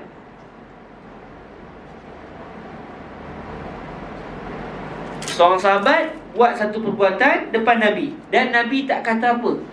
Di situ menunjukkan perbuatan itu sah. Perbuatan itu menjadi dalil, seakan-akan Nabi yang buat, seakan-akan Nabi pula yang melakukannya. Apa contohnya? Sambungan kisah tadi. Apabila Sayyidina Abu Bakar angkat tangan dan sebut alhamdulillah, apa yang berlaku sebab tu? Sayyidina Abu Bakar raja'al qahqara. Raja'al qahqara. Masuk qahqara ni patah ke belakang, tapi badan tidak beralih. Badan still menghadap kiblat. Dada Sayyidina Abu Bakar still menghadap kiblat, masih menghadap kiblat. Cuma beliau bergajak ke belakang. Akhirnya beliau mengambil tempat Nabi. Dan beliau tidak redha untuk menjadi imam, sedangkan Nabi Muhammad SAW pula menjadi makmum. Ana man? Anta min? Wa huwa min? Kan? Secara mudah orang mesti kata gitulah. Huwa min. Seakan-akan Sayyidina Abu Bakar merasakan, siapa saya nak jadi imam dan Nabi? Tengok dalam sembahyang jenazah Nabi ada jadi imam tak? Masing-masing tak apa, di suasana yang begitu dahsyat dan pedih pada diri para sahabat, seorang pun tak berani kata tak apa saya jadi imam. Tak. Sayyidina Ali sampai termenung, tak tahu nak cakap apa. Yang pengsan, yang apa semua. Tapi kuatnya Sayyidina Abu Bakar mengajak kembali umat untuk menerima kewafatan baginda Nabi SAW. Tapi tak ada siapa yang boleh jadi imam. Tak berani. Sebab apa? Siapa imam?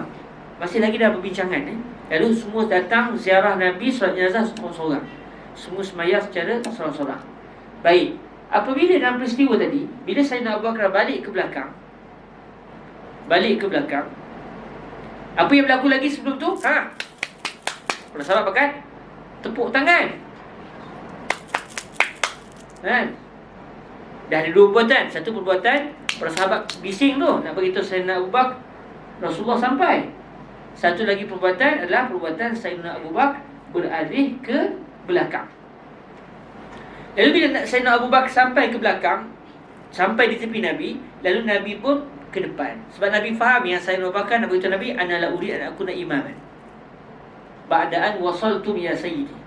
Lalu Nabi pun pergi ke depan. Memang berlaku pertukaran imam dalam satu solat. Tak batalkan sembahyang namanya kalau bertukar imam. Cuma kalau buat di zaman kita, kejut orang.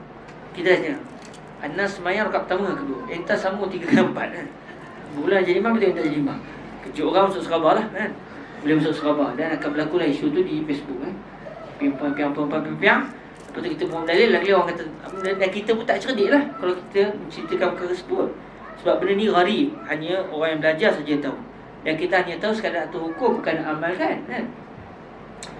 Okey, selepas daripada Nabi selesai sudahkan solat, Nabi pun tanya kepada para sahabat. Nabi bukan tanya, Nabi marah para sahabat. Yang pergi tepuk tangan buat apa? Innamat tasfiqu lin-nisa. Tepuk tangan dalam sembahyang ni adalah untuk orang perempuan, tapi bukan tepuk tangan macam ni Orang perempuan bukan tepuk itu boleh tak? Itu dah main pula kan, main kompang ke apa, dah tepuk gini Itu pun kalau maknanya, kalau nak kata nak begitu, imam ada silap. Jadi para sahabat buat itu. Jadi tidak berlaku ikrar Nabi terhadap perbuatan sahabat yang menepuk tangan tu. Sebab yang tepuk tu orang lelaki. Orang lelaki bukan tasbih, tapi orang lelaki menegur dengan tasbih. Subhanallah. Orang lelaki begitu. Lalu tidak berlaku ikrar. Sebab Nabi tak meredai perbuatan tersebut. Lalu Nabi tanya kepada Sayyidina Abu Bakar, yang kamu pula wahai Abu Bakar, kenapa kamu tidak mengikut perintahku? Nabi tanya soalan. Bukan Nabi petikai, Nabi tanya soalan. Lalu kata Sayyidina Abu Bakar, maka libni Abi Quhafah an yusalliya baina yaday Rasulillah sallallahu alaihi wasallam. Tidak layak bagi anak lelaki kepada Abu Quhafah, iaitu ayahanda Sayyidina Abu Bakar, yang akhirnya masuk Islam pada zaman Fatu Makkah, pada hari Fatu Makkah. Sayyidina Abu Quhafah tidak layak bagi anak lelaki, bagi Abu Quhafah menjadi imam di hadapan Rasulullah sallallahu alaihi wasallam. Okey, Nabi ada kata apa lepas tu? Nabi senyum. Nabi kata, ya Abu Bakar, haram alik. Nabi kata begitu? Tak. Ya Abu Bakar, la taf'al ma rasanya. Ya Abu Bakar, la kira ghalat. Nabi kata begitu? Tak. Nabi senyum. Menunjukkan apa? Berlaku ikrar. Jadinya apabila berlaku ikrar pada perbuatan Sayyidina Abu Bakar yang ke belakang itu, tahulah kita bahawa bolehlah kita keluarkan hukum yang pelbagai. Perbuatan satu orang imam tiba-tiba nak tukar shift kan, tiba-tiba tengok macam dalam YouTube lah, dia nak baca surah lah kali, dia jadi sakit engkau, tak boleh. Akhirnya dia ke belakang, yang makmum pula pergi sambung jadi imam. Sah. Bukti dia apa? Perbuatan Sayyidina Abu Bakar, buatan sahabat bukan hujah. Memang pada asalnya bukan hujah, tetapi Nabi telah ikrar, maka menjadi hujah. Sebab apa? Sebab perbuatan Sayyidina Abu Bakar adalah, kata Imam Hamain, kafi'lihi, kafi'lihi sallallahu alaihi wa alihi wasallam. Maka ikrar Nabi terhadap perbuatan Sayyidina Abu Bakar menjadi dalil. menjadi dalil bahawa perbuatan itu diiktibar oleh syariat. Lalu akhirnya fuqaha pun bincanglah isu tentang tukar syir dalam imam, dan fuqaha Syafi'iyah pula sebahagiannya keluarkan pula satu kaedah, al-adabu muqaddamun 'ala littiba'. Beradab dengan Nabi itu lebih didahulukan berbanding dengan ikut arahan Nabi. Keluar habis semua kaedah tadi. Ada yang tak setuju, ada yang setuju, yang kata adab lebih didahului daripada perbuatan Nabi, daripada ikut arahan Nabi. Buktinya Nabi ikrar perbuatan Sayyidina Abu Bakar, maka menunjukkan perbuatan Sayyidina Abu Bakar tidak ada salahnya. Kenapa Sayyidina Abu Bakar ke belakang tu? Sebab sakit engkau, atau rasa tak beradab kalau terus menjadi imam. Tapi Nabi suruh, Nabi kata teruskan. Tak, apabila ketika itu bertembung di antara beradab dengan Nabi dan mengikut arahan Nabi yang menyebabkan Nabi tidak akan dimuliakan dengan hak yang sepatutnya, Nabi suruh, tapi arahan Nabi itu ada unsur tanazul. Nabi melepaskan hak Nabi. Tak apalah, terus jadi terus. Ketika itu bertembung. Kalau kita ikut arahan Nabi, kita tak dapat meninggikan darjat bagi Nabi. Kalau kita tak ikut arahan Nabi pula, kita akan meninggikan darjat Nabi. Tapi kalau kita nak tinggikan darjat Nabi, kita akan lawan perintah Nabi. Dia macam mana? Jadi daripada perbuatan Sayyidina Abu Bakar tadi, sebahagian Asy-Syafi'iyah, bukan semua, memang masalah khilaf, sebahagian Asy-Syafi'iyah mengatakan al-adabu muqaddamun 'ala al-ittiba' bidalil iqrarin Nabi alaihi salatu wassalam ala ma fa'alahu Sayyiduna Abu Bakar As-Siddiq radhiyallahu anhu. Jadi apabila Nabi tak kata apa, dengan sikap Sayyidina Abu Bakar yang tidak mengikut arahan atas dasar nak memuliakan Nabi, ketika itu maknanya fahamilah kita adab itu lebih afdal, lebih banyak pahalanya berbanding dengan mengikut arahan Nabi. Macam dibuat oleh Sayyidina Ali. Bila Nabi kata padam, tak nak padam, nama Nabi suatu ketika perjanjian Al-Hudaibiyah. Akhirnya Nabi sendiri yang padam. Mereka tak ikut arahan. Tapi kalau ikut arahan, Nabi tidak dapat ditinggikan di depan musyrikin Mekah. Tapi kalau tak nak ikut arahan, nampak betapa para sahabat memuliakan Nabi. Padam Ali, tidak ya Rasulullah. Maksudnya apa? Orang musyrik kata, memang sahabat disayang betul kan? Jangan bawa main Nabi. Sampai arah Nabi pun mereka akan lawan kalau arah itu merendahkan Nabi. Maknanya beradab lebih dahulu dengan mengikut arahan. Kalau arah itu ada unsur tanazul, merendahkan diri, asal-asal tawadhu.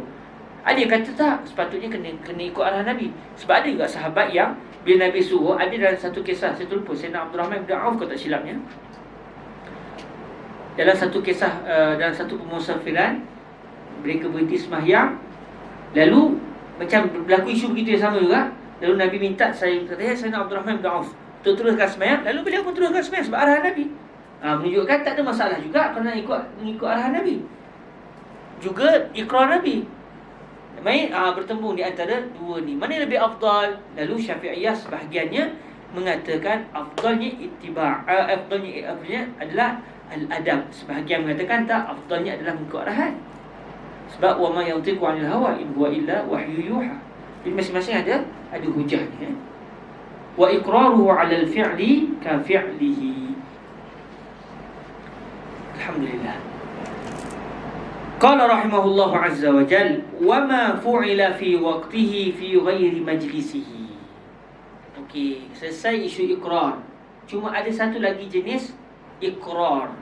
Tetapinya beza ikrar kali ini, perbuatan yang dibuat itu bukan depan Nabi, buat di tempat lain, tapi berita itu sampai kepada Nabi dan Nabi tak kata apa. Adakah dia juga seperti ikrar? Sebab kalau buat depan Nabi, nampak Nabi ikrar tu, tapi isunya perbuatan tu dibuat jauh daripada mata Nabi, sampai berita tu kepada Nabi dan Nabi pun senyap. Adakah itu menunjukkan ikrar? Kata Sayyidina Imam Al-Haramain Al-Juwaini, wama ay wa kullu fi'lin. Wama di sini maknanya wa kullu fi'lin. Wama fu'ila fi waqtihi. Wama ay wa kullu fi'lin fu'ila ay fa'alahu fa'ilun fi waqtihi. Ad-dhamir ya'udu ila sahibi syariah, ay fi waqti sayyidina Nabi alaihi salatu wasalam. Wa ma fu'ila fi waqtihi fi ghairi majlisihi, ay fi ghairi majlisi ar-rasul alaihi salatu wassalam. Wa 'alima bihi, ay wa 'alima bi dzalikal fi'li wa lam yunkiruhu, ay wa lam yunkir hadzal fi'la. Macam mana pula sekarang? Satu perbuatan dibuat di tempat lain, sampai berita pada Nabi bahawa si fulan bin si fulan buat bagian-bagian, Nabi senyap, tak kata apa. Tidak langsung Nabi menjelaskan hukum perbuatan tersebut sama ada betul atau tidak. Sakit. Adakah suku tu Nabi ketika ini, diamnya Nabi ketika ini, dalil itu juga ikrar, lalu jadilah perbuatan yang dibuat jauh daripada Nabi itu seperti Nabi juga yang melakukannya? Sebab sebelum ni kita kata apa? Fi'lu apa namanya? Wa iqraru sahibi syari'ati 'ala al-qaul ka qauli sahibi syari'ah wa iqraruhu 'ala al-fi'li ka fi'lihi. Sekarang adakah juga ia dianggap seperti fi'lun Nabi ataupun tidak? Qala rahimahullah azza wa jal fa hukmuhu hukmu ma fu'ila fi majlisihi. Hukumnya adalah seperti hukum apa yang dilakukan di dalam majlis baginda Nabi. Maksud majlis Nabi ni, memang perbuatan tu dibuat di hadapan Nabi, dipanggil majlis Nabi.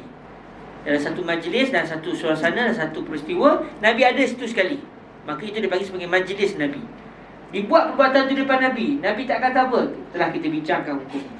Kalau pula perbuatan tu tidak dibuat ketika adanya Nabi, di tempat lain, akhirnya berita tu sampai kepada Nabi, tiba-tiba Nabi tak kata apa, maka ketika itu macam mana kita nak hukumkan status perbuatan yang dibuat tersebut? Statusnya sama dengan kalau satu orang buat perbuatan yang sama di depan Nabi dan Nabi senyap, maka juga menjadi dalil. Iqrar Nabi ketika itu juga menunjukkan perbuatan itu adalah mubah. Mubah dengan maksud adamul ismi bi fi'lihi. Sama ada wajib, sunat ataupun dia adalah mubah, iaitu mustawi at-tarafain, itu kena tengok dalil lain. Tapi yang penting perbuatan itu tidak haram. Okey.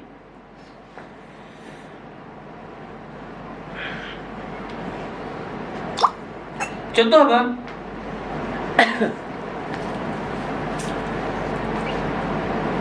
Dalam perang Mu'tah, apa yang berlaku dalam perang Mu'tah? 3 orang sahabat Nabi gugur, 3 panglima perang gugur. Nabi SAW bersabda sebelum dalam mereka nak pergi perang tu, Nabi kata, fa in qutila Zaid aw istushhid fa amirukum Ja'far.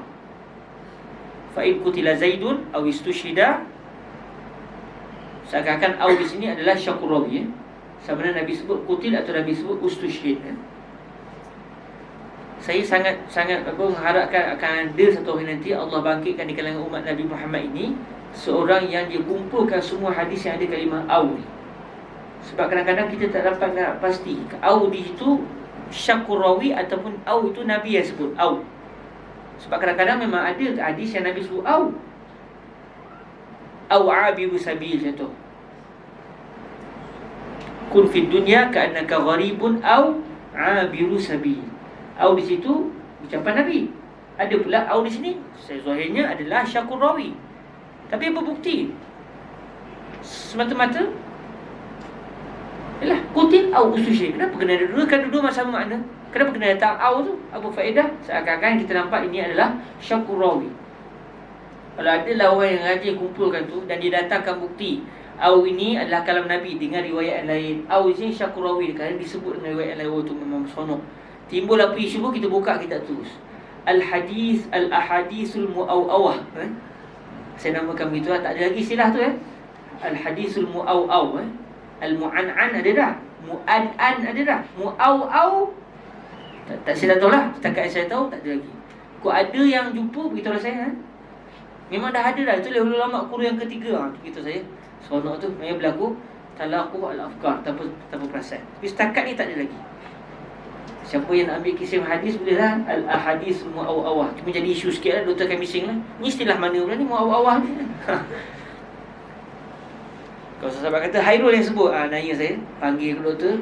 Tapi kalau doktor panggil pun saya kata, ya ni dah mujad afkar. Musyazin khalas, sah lah. Okey. Fa in qutila Zaidun au ustushhida fa amirukum Ja'far. Fa in qutila aw istushhid fa amirukum Abdullah ibnu Rawahah. Ada sebut hadis Nabi bagi tahu siapa ketua perang, Sayyidina Zaid. Anak angkat bagi Nabi SAW, Sayyidina Zaid bin Harithah. Lalu Nabi kata sekiranya Zaid, Sayyidina Zaid radhiyallahu anhu syahid, maka yang akan menjadi ketua perang selepas Sayyidina Zaid adalah Sayyidina Ja'far. Kalau Sayyidina Ja'far ibnu Abi Talib pun syahid, maka yang akan menjadi amir ketika itu, amir perang, ketua perang adalah Sayyidina Abdullah ibnu Rawahah. Ada Nabi sebut lepas tu siapa lagi? Tak, 3 orang dia. Allah Ta'ala suatu perang itu membuka hijab dari Nabi, sehingga Nabi melihat peristiwa itu dengan mata Nabi. Tapi Nabi di Madinah, Mu'tah di mana? Di Jordan. Kan? Mu'tah di mana? Di Jordan kan? Perang Mu'tah di Jordan.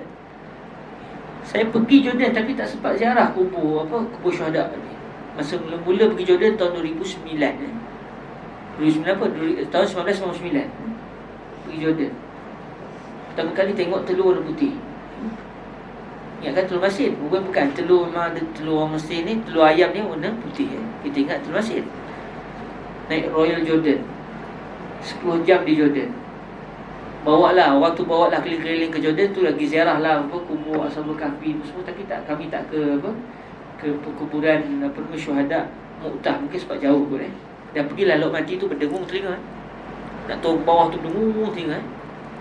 Dia beritahu ini adalah tempat paling rendah di atas muka bumi, di bawah paras laut. Adnal ard, dalam Quran sebut adnal ard, tanah serendah-rendah tanah. Itu mukjizat yang lain lah. Okey, akhirnya Allah Ta'ala buka kepada Nabi apa yang berlaku. Lalu Nabi beritahu kepada sahabat, Ja'far syahid. Bila Nabi tengok Sayyidina Ja'far sudah syahid, mengalir mata Nabi. Lalu Nabi pun beritahu kepada sahabat di Madinah, sekarang Ja'far telah syahid. Lepas tu Sayyidina Ja'far, mula-mula Sayyidina Zaid, Sayyidina Zaid syahid. Selepas Sayyidina Zaid, tak lama lepas tu syahid pula Sayyidina Ja'far. Nangis Nabi. Kemudian selepas itu yang menjadi ketua tentera selepas itu adalah Sayyidina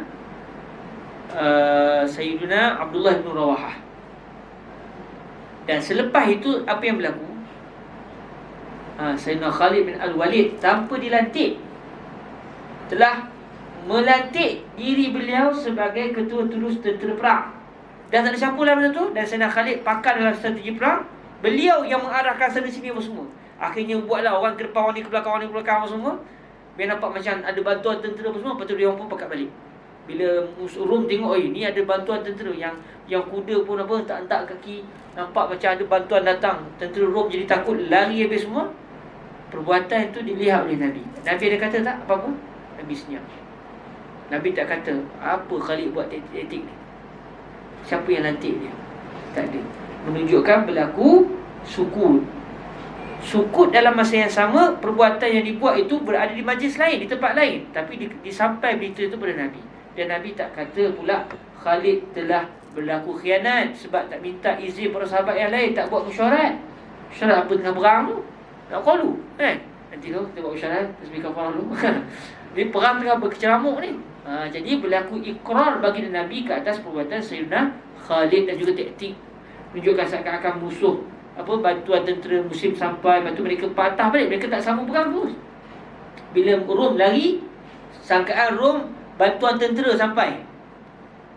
Lalu akhirnya Sayyidina Khalid bawa tentera balik. Orang Madinah, anak-anak Madinah, anak-anak kecil Madinah ketika tu paling batu kepada tentera Islam yang balik. Sebab bagi mereka ni pengecut.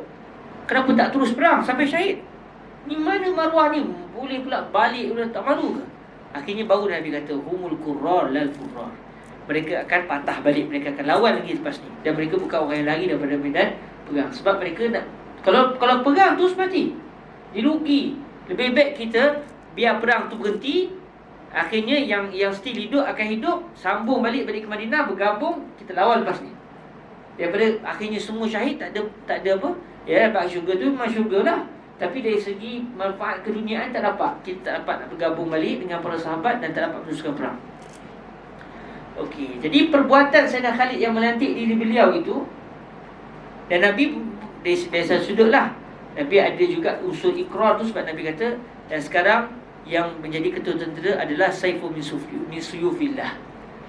Itu maknanya ada juga unsur ikrar tu. Tapi kalau kita melihat semata-mata dari sudut beliau melantik diri beliau tanpa minta izin Nabi, dan Nabi pula tak menyatakan apa-apa, ini menunjukkan bahawa ikrar bagi Nabi ke atas perbuatan Sayyidina Khalid bin Al-Walid yang menjadi ketua tentera perang, dalam keadaan beliau yang melantik diri beliau sewaktu itu.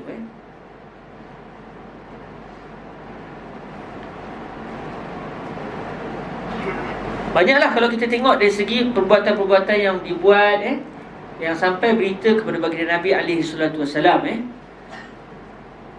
Macam mana yang berlaku apabila para sahabat selepas berlaku perjanjian Al-Hudaybiyah, datang sahabat Nabi yang diikat, tapi perjanjian telah pun dimeterai. Akhirnya mereka diserahkan balik kepada musyrikin Mekah, yang kadang mereka Muslim. Akhirnya siapa yang ada peluang lari, bila lari, akhirnya mereka duduk di satu tempat. Dia orang tak ke Madinah dan tak ke Mekah. Dia orang buat satu perkampungan baru. Cuma perkampungan itu perkampungan yang ni lah, kumpulan-kumpulan yang orang Muslim yang tidak boleh ke Madinah sebab perjanjian sudah termeterai. Kalau pergi Madinah nanti orang musyrikin minta balik. Lalu mereka pun duduk di situ. Mereka duduk di situ, setiap kali pedagang musyrikin lalu, mereka akan rampas. Sebab ambil harta apa semua. Sebab mereka dinafikan hak mereka. Barang-barang mereka semua dinafikan. Jadi mereka ambil balik barang-barang tu dengan cara, kau ambil barang aku, sekarang kau ambil barang kau. Nak minta barang aku, minta kat keluarga kat Mekah, bayar balik. Perbuatan tu diketahui oleh Nabi, dan Nabi tak kata apa, berlaku ikrar. Tapi benda tu berlaku di mana? Tu, jauh di belah Taif tu, dekat kawasan Bah. Sedangkan Nabi di Madinah. Jadi berlaku beza di antara tempat, tetapi perbuatan itu sampai kepada Nabi dan Nabi tak kata apa. Jadi ini juga salah satu contoh ikrar. Jadi masa kita baca sirah tu, sambil-sambil tahu cerita, cuba kita gandingkan balik dengan perbuatan baginda Nabi dan juga perbahasan-perbahasan yang kita bincang dalam mata warakat ni. Saya sendiri pernah lah, adalah cerita-cerita tu kok lepas ni saya teringin nak buat semua contoh-contoh dalam warakat ni diambil terus daripada kisah baginda Nabi SAW,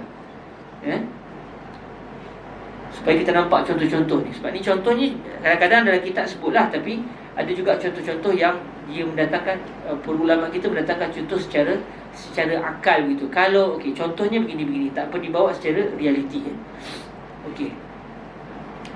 Wa ma fu'ila fi waqtihi fi ghairi majlisihi wa 'alima bihi ay wa 'alima ar-rasul sallallahu alaihi wasallam bi dzalikal fi'li wa lam yunkirhu fa hukmuhu hukmu ma fu'ila fi majlisihi.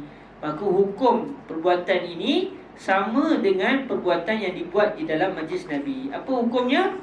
Perbuatan yang dibuat di dalam majlis Nabi sepertinya perbuatan Nabi alaihi salatu wassalam. Okey, clear semua? Ada sebarang soalan sebelum kita lanjutkan? Kita dah hafal kan sampai ke Roma fu'ila fi waqti, belum lagi? Dah.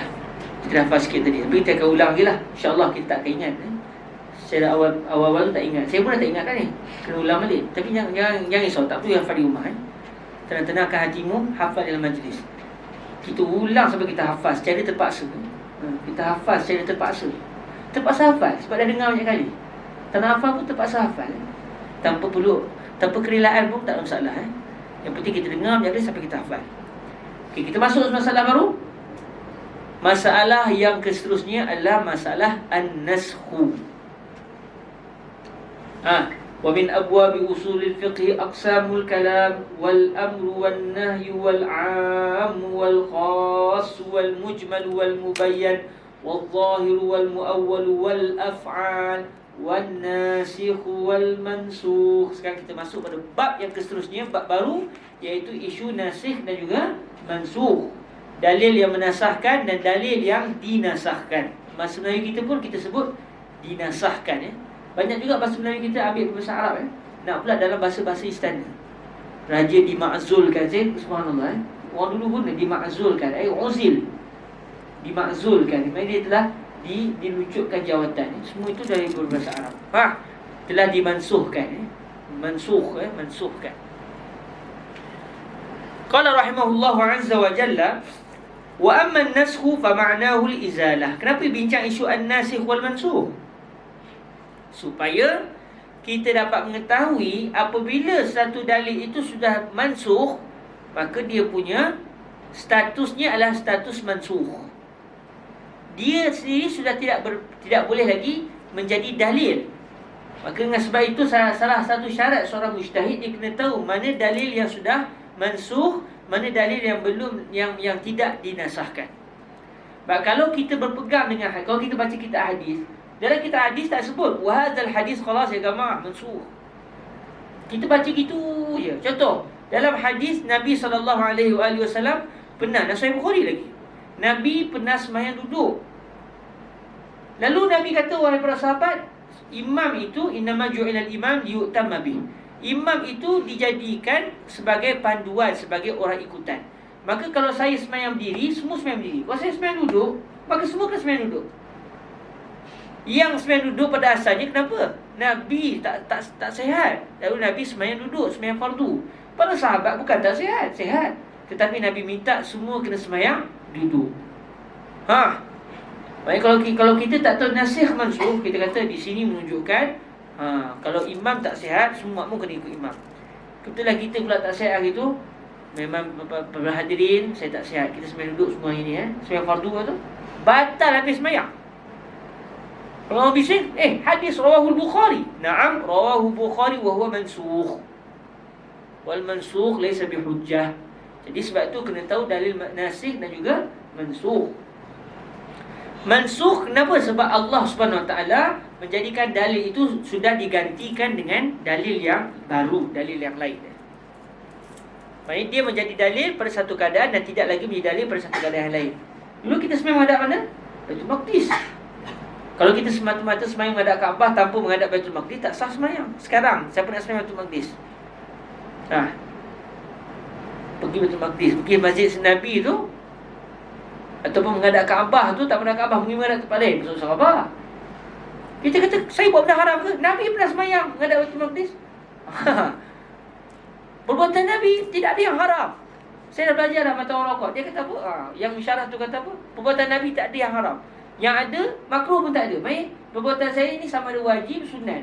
Dan dia ibadah, main dua je. Dia imam wajib, maksudnya khilaf ulama kami pula dari sini menentukan dia wajib ke sunat. Sebab kalau perbuatan tu ibadah dan tidak khusus pada Nabi, maka sebahagian kita kata dia wajib. Yang kamu halang saya apa? Orang tu jawab, sebab dia mansukh. Yang kamu bincang panjang-panjang itu semuanya kalau dalil belum mansukh. Sekarang sudah mansukh. Fawalli wajhaka syatral masjidil haram ya Ghabi. Jawab itu. Jangan berdalil satu pasal. Dah lah kamu bukan mujtahid, satu. Bukan mujtahid tapi mana-mana ijtihad. Yang kedua salah pula tu. Dua kali salah kan. Okey. Wa amma an-naskhu fa ma'nahu al-izalah. Kerana pentingnya tajuk ini, datanglah perbahasan ini.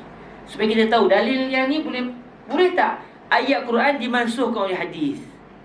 Hadis pula hadis ahad. Ayat Quran mutawatir. Contoh, ada satu ayat mutawatir, tiba-tiba ada hadis ahad kata jangan beramal dengan ayat itu. Kita nak pegang satu. Di sini kalau kita buka dalam mazhab Imam Abu Hanifah, banyak khilaf kita dengan Abu Hanifah di sini. Isu apakah yang ni boleh memasukkan ataupun tidak, tu banyak. Sebab tu berlaku khilaf masalah fiqh. Bukan mereka tak tahu dalil, tapi mereka kadang-kadang berhujah, ini ayat Quran Syekh, yang ni hadis, yang kamu kata hadis ni datang serta ayat Quran. Isu je sekarang hadis ini, hadis ahad, tak kuat. Takkan yang tak kuat dan membatalkan yang kuat? Ini cara fikir Imam Abu Hanifah. Jadi dengan sebab itu dia akan memberi kesan di segi masalah hukum. Dari sudut bahasa, Wa amma an-naskhu ay lughatan, dari segi bahasanya, apa maksud an-naskhu? Ma'nahu fa ma'nahu al-izalatu, menghilangkan.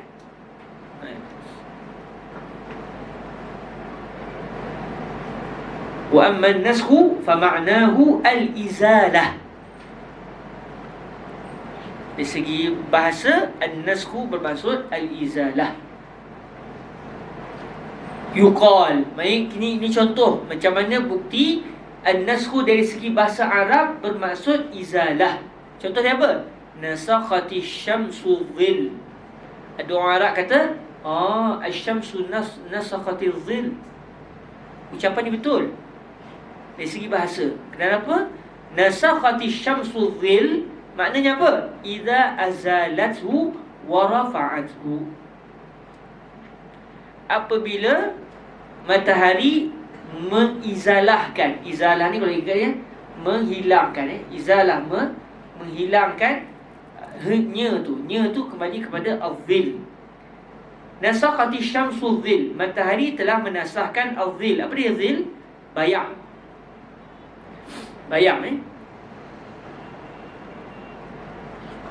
Matahari semula-mula terbit daripada timur, tu dia bayang jadi panjang. Akhirnya bayang jadi pendek. Sebab apa jadi pendek? Sebab matahari. Sebab semakin matahari ke arah barat, semakin matahari akan memendekkan bayang. Lalu kita pun kata bayang telah dinasahkan oleh matahari. Matahari telah memadamkan, menghilangkan akan bayang pada mana-mana objek yang tegak diri. Maknanya bila matahari naik saja, elok panjang ni dah sikit dia dah. Lagi akhir sampai tegak betul-betul kepala. Kalau kena waktunya, kena tempatnya, langsung tak ada bayang. Tapi biasanya berbayang sikit. Dia panggil apa? Zillul istiwa dalam kitab fiqh kan. Lepas tu mulalah matahari condong ke barat. Mula bertambah pula bayang. Makin condong makin bertambah. Tapi bayang sudah panjang ke arah barat, ke arah timur. Kalau tadi peringkat awal bayang daripada arah barat, lepas tu memendek, akhirnya sampai istiwa, hilang tu atau tinggal sikit, kemudian memanjang balik. Peristiwa pada waktu pagi apa yang berlaku? Matahari memadamkan bayang. Nasakhati syamsu dhil idza azalatu, ay idza azalat asy-syamsu adh-dhil wa rafa'athu. Dan matahari telah mengangkat. Ini kan majas ni bahasa Arab. Betul kan matahari mengangkat? Bila mengangkat mesti ada tangan. Menunjukkan matahari sebenarnya bertangan. Sebab benda angkat macam ni, yang benda tangan. Orang tak boleh juga lah kan, angkat ke mulut. Orang tak kata angkat mulut, orang kata gigit. Tangan yang angkat. Maknanya sebenarnya kita tak nampak, tapi sebenarnya matahari dia ada tangan. Daripada atas tu keluar tangan dia ke bawah, dia pun angkat. Betul hilang. Bayang tu nampak hilang semua sebab bayang tu terangkat ke langit. Pening. Ini memang dia dah kena belajar lagi lah teruk itu. Sebab dia faham, dia tak ada majas. Bahasa Arab penuh dengan majas. Matahari mengangkat bayang. Maksud dia, bila benda terangkat, apa yang berlaku? Daripada tempat asal dah tak ada. Maksudnya, matahari menghilangkan bayang. Bukan dia angkat letak ke tempat lain. Saya betul angkat sini, letak sini. Maksudnya, hilanglah cawan ni daripada sini. Saya pergi letak kat sini. Berlaku pula angkat daripada bawah ke atas. Kalau saya buat begini, contoh benda begini, saya turun ke bawah, ini tak panggil angkat, itu menurunkan. Sudah. Matahari dia tidak menurunkan bayang, dia mengangkat bayang ke atas. Cuma kita tak dapat pasti dia punya berapa meter bayang tu terangkat. Satu kerja apa? Semua satu kerja. Betul, belajar bahasa Arab, kita kena faham orang Arab bahasanya majas. Sebab tu bila pada benda yang zat ni pun kita akan takwil. Apatah lagi kalau tidak kena pada hak Allah, lagi-lagi kita akan takwil. Sebab majas. Takkan pada benda, pada matahari kita kata gila, ada pula matahari, mana ada tangan? Main ke Tuhan, Allah ada tangan. Cuma Allah tahu macam mana tangan Tuhan. Bagus tak cakap matahari ada tangan, tapi kita tak nampak tangan dia macam mana. Tak ada siapa pun kau bawa begitu. Pada makhluk kita nafikan sebab tak terima akal kita. Tapi pada Allah memandai pula kita. Tuhan kata tangan ada tangan. Maksudnya adalah anggota tangan tu macam mana bentuknya, ada 5 jari ke, ada kuku ke, berapa panjang kuku, saya tak tahu. Entah ada tak ada, saya tak tahu. Itu kita telah mengisbatkan benda yang mustahil pada Allah Azza wa Jalla. Okey. Yuqalu surah 5. Yuqal nasakhati syamsu dhilla idza azalathu wa rafa'athu. Wa qila, Wa hadzal qil mahalluhu fin? Mahalluhu fi ismul ati. La intazir ghadan, sah? Kita bertemu ke esok? Ke semalam sepatutnya. Saya mohon maaf, semalam saya ada buat urusan nak pergi ke kedutaan. Pasport anak dah habis tempoh Sebab saya memikirkan berlaku mudarat besar kalau saya terlambat. Kalau saya hadir kelas dengan lambat hantar pasport, berlaku mudarat besar kalau tak hantar pasport. Sedangkan kelas boleh datang hari ni.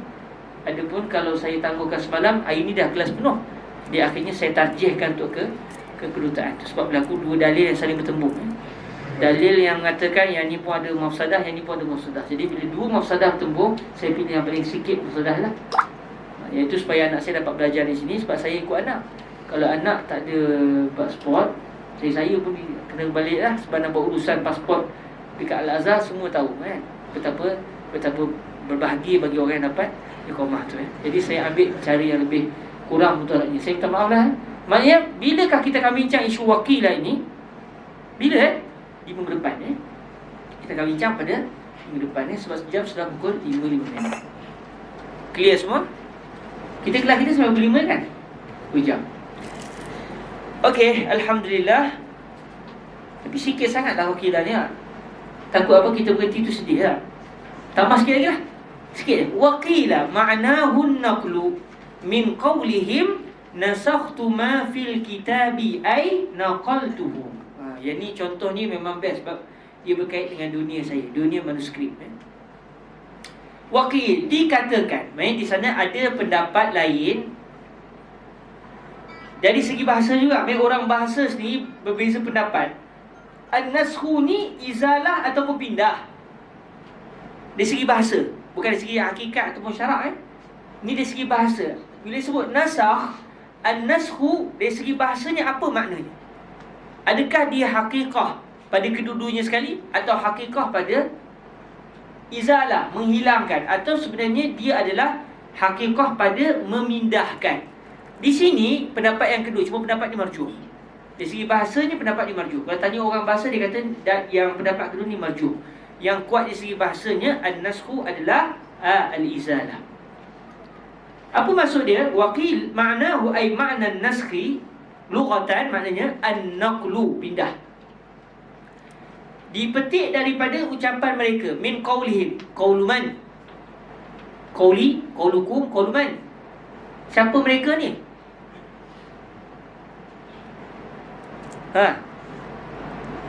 Kadang-kadang dhamir itu tidak disebut isim zahirnya sebelum tu. Tapi ni allazi fi jumjumah, allazi yastati' yufassir. Kita bincang isu syariat ke, isu uruf ke, isu siapa ni? Isu bahasa. Mereka yang mutakhassis dalam bahasa siapa? Orang bahasa. Bukan mereka tu dhamir him ni. Macam mana last sekali tentang mereka? Saya buka lah muka surat pertama, tak ada. Ustaz sebelumnya tazir. Tak ada juga. Sebab isu sahibul syariah seorang, bukan ramai. Ashabina. Sebab yang terakhir sekali disebut tentang isim dhamir yang jamak ni, wa min ashabina. Maksud dia Asy-Syafi'iyah sebahagian rosak. Rosak. Maknanya kadang-kadang yang kita guna dari sini. Siapa mereka tu? Maksud dia al-lughawiyyin. Sebab Asy-Syafi'iyah tak bincang isu bahasa. Pengurusan Asy-Syafi'iyah isu fiqh. Jadi maksud mereka di sini adalah ahli bahasa yang buka kamus tu, yang buat kamus tu. Yang hidup mereka. Kalimah ni maknanya apa? Kalimah ni makna apanya? Kalau tukar kepada gini jadi apa pula? Itu takhasus mereka. Min qawlihim ay min qawli ulama'il lughah atau min qawli al-arab. Qawlihim sini merujuk lebihnya bukan qaul ulama'il lughah min qawlihi ay qawli al-arab.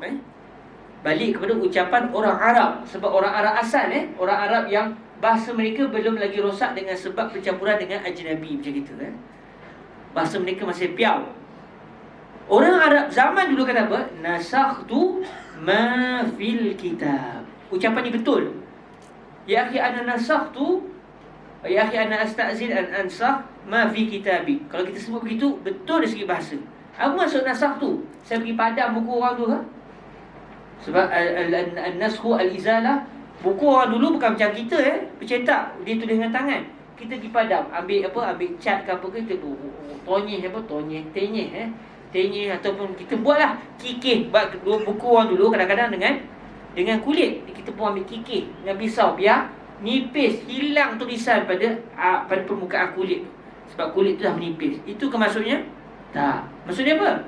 Ya akhi, ana uridu an asta'id kitabak, aftah kitabak wa ati waraqah fadiyah, anzur al-kalimat al-mawjudah fi kitabik wa aktub fi kitabi al-jadidah. Qala musannif, qala musannifun rahimahullahu biduni ta'ala, khalas, rahimahullah. Hadhihi al-awraq, la mش al-awraq, akhtatu fil qira'ah, waraqat. Itu salin. Itu dipanggil apa? Nasakhtu ma fil kitab, ai naqaltuhu, saya pindahkan. Daripada kalimah itu asalnya ada di situ, saya pindahkan juga dalam kitab saya. Akhirnya kitab saya pun ada kalimah tu. Betul ucapan ini. Jadi ada ahli bahasa, ada orang Arab, ada ahli bahasa berpendapat an-naskhu adalah bermaksud an-naqlu. Buktinya orang Arab sebut nasakhtu ma fil kitab. Dan ucapan ini betul. Apa maksud nasakhtu ma fil kitab? Bukan azaltu ma fil kitab. Maksudnya naqaltu ma fil kitab, ai naqaltuhu. Apa maksud dia? Iaitu naqaltuhu, ai naqaltu ma fil kitab. Saya pindahkan apa yang ada dalam kitab, pindah ke kitab baru. Jadi betul. Dari segi bahasa betul. Ini menunjukkan bahawa al-naskhu lughatan an-naskhu. Lalu mazhab pertama pula kata tak, di situ ada usul majaz. Sebab kalau pindah, kalimah daripada tempat asal hilang. Itu pun nak pindah. Pindahkan. Ada ke? Tak ada dah, sudah pindah. Maknanya itu adalah dari segi majaz. Penggunaan an-naskhu dengan maksud an-naskhu tu majaz, bukan haqiqah. Al-haqiqah an-naqlu bidalil kaza wa kaza wa kaza. Jadi perbahasan tentang ta'rif an-naskhu ada dua pendapat. Ada yang mengatakan al-izalah wa huwa rajih, dan pendapat yang kedua mengatakan an-naskhu dari segi bahasa adalah an-naqlu bidalil qaulil arab naqaltu ma fil kitab, ay naqaltuhu. Nasakhtu ma fil kitab, ay naqaltuhu. Wallahu a'lam. Pertemuan akan datang kita akan masuk pada ta'rif an-naskhu insya-Allah dari segi istilah ilmu usul fiqh. Alhamdulillahirabbil alamin. Okay, ada semua soalan sebelum kita tangguh? Ada siapa-siapa nak tanya soalan?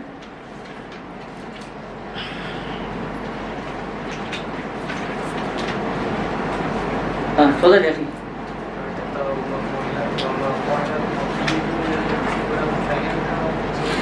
Tak mana cik? Muka surat tak mana? Berapa?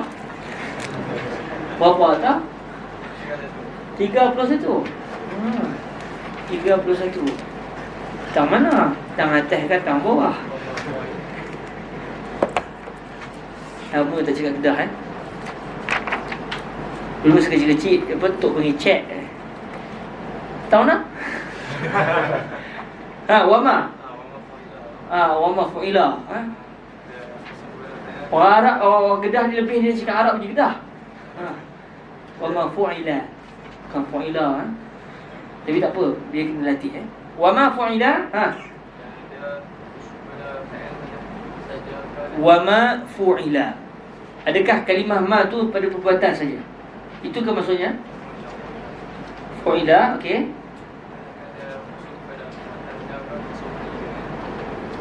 Termasuk sekali dengan qal atau tidak? Asal, okey, cantik soalan ni Betul, orang Kedah dia bagus utara tu. Dia tanya soalan, terlepas kita berjenuh nak fikir. Okey. Ni tak apa, hak kita tahu kita abang. Hak kita tahu kita tak erti. Kita abang kita tak erti. Nak tekuk apa? Okey. Bunyi Kedah sikit-sikit boleh sana. Okey, tak masuk lagi jawapan ni, Asal kalimah fa'ala tu kadang-kadang dalam kitab fiqh dia merujuk kepada termasuk qaul, termasuk fi'l, termasuk kadang-kadang niat juga, kerana itu fi'lul qalb. Tetapi al-qaul yang al-fi'lu dimasukkan di sini, maksud dia apa? Al-fi'lu ai fi'lul jawarih. Sebab apa? Buktinya dia tak termasuk sekali dengan ucapan, kerana sebelumnya kita dah bincang pasal ucapan. Anal qaul wal qaul fi'lul lisan. Jadi tahulah kita selepas kata okey, kalau al-qaul hukumnya begini-begini. Ada pun al-fi'l, tahu tu kita maksud dia Bukan maksud al-fi'lu di sini merangkumi semua sekali. Sebaliknya hanya berkait dengan perbuatan anggota badan, bukan perbuatan lisan. Maksudnya bukan ucapan dan juga bukan perbuatan hati, sebab hati tak ada siapa nampak. Kan? Kalau dia berniat, siapa tahu?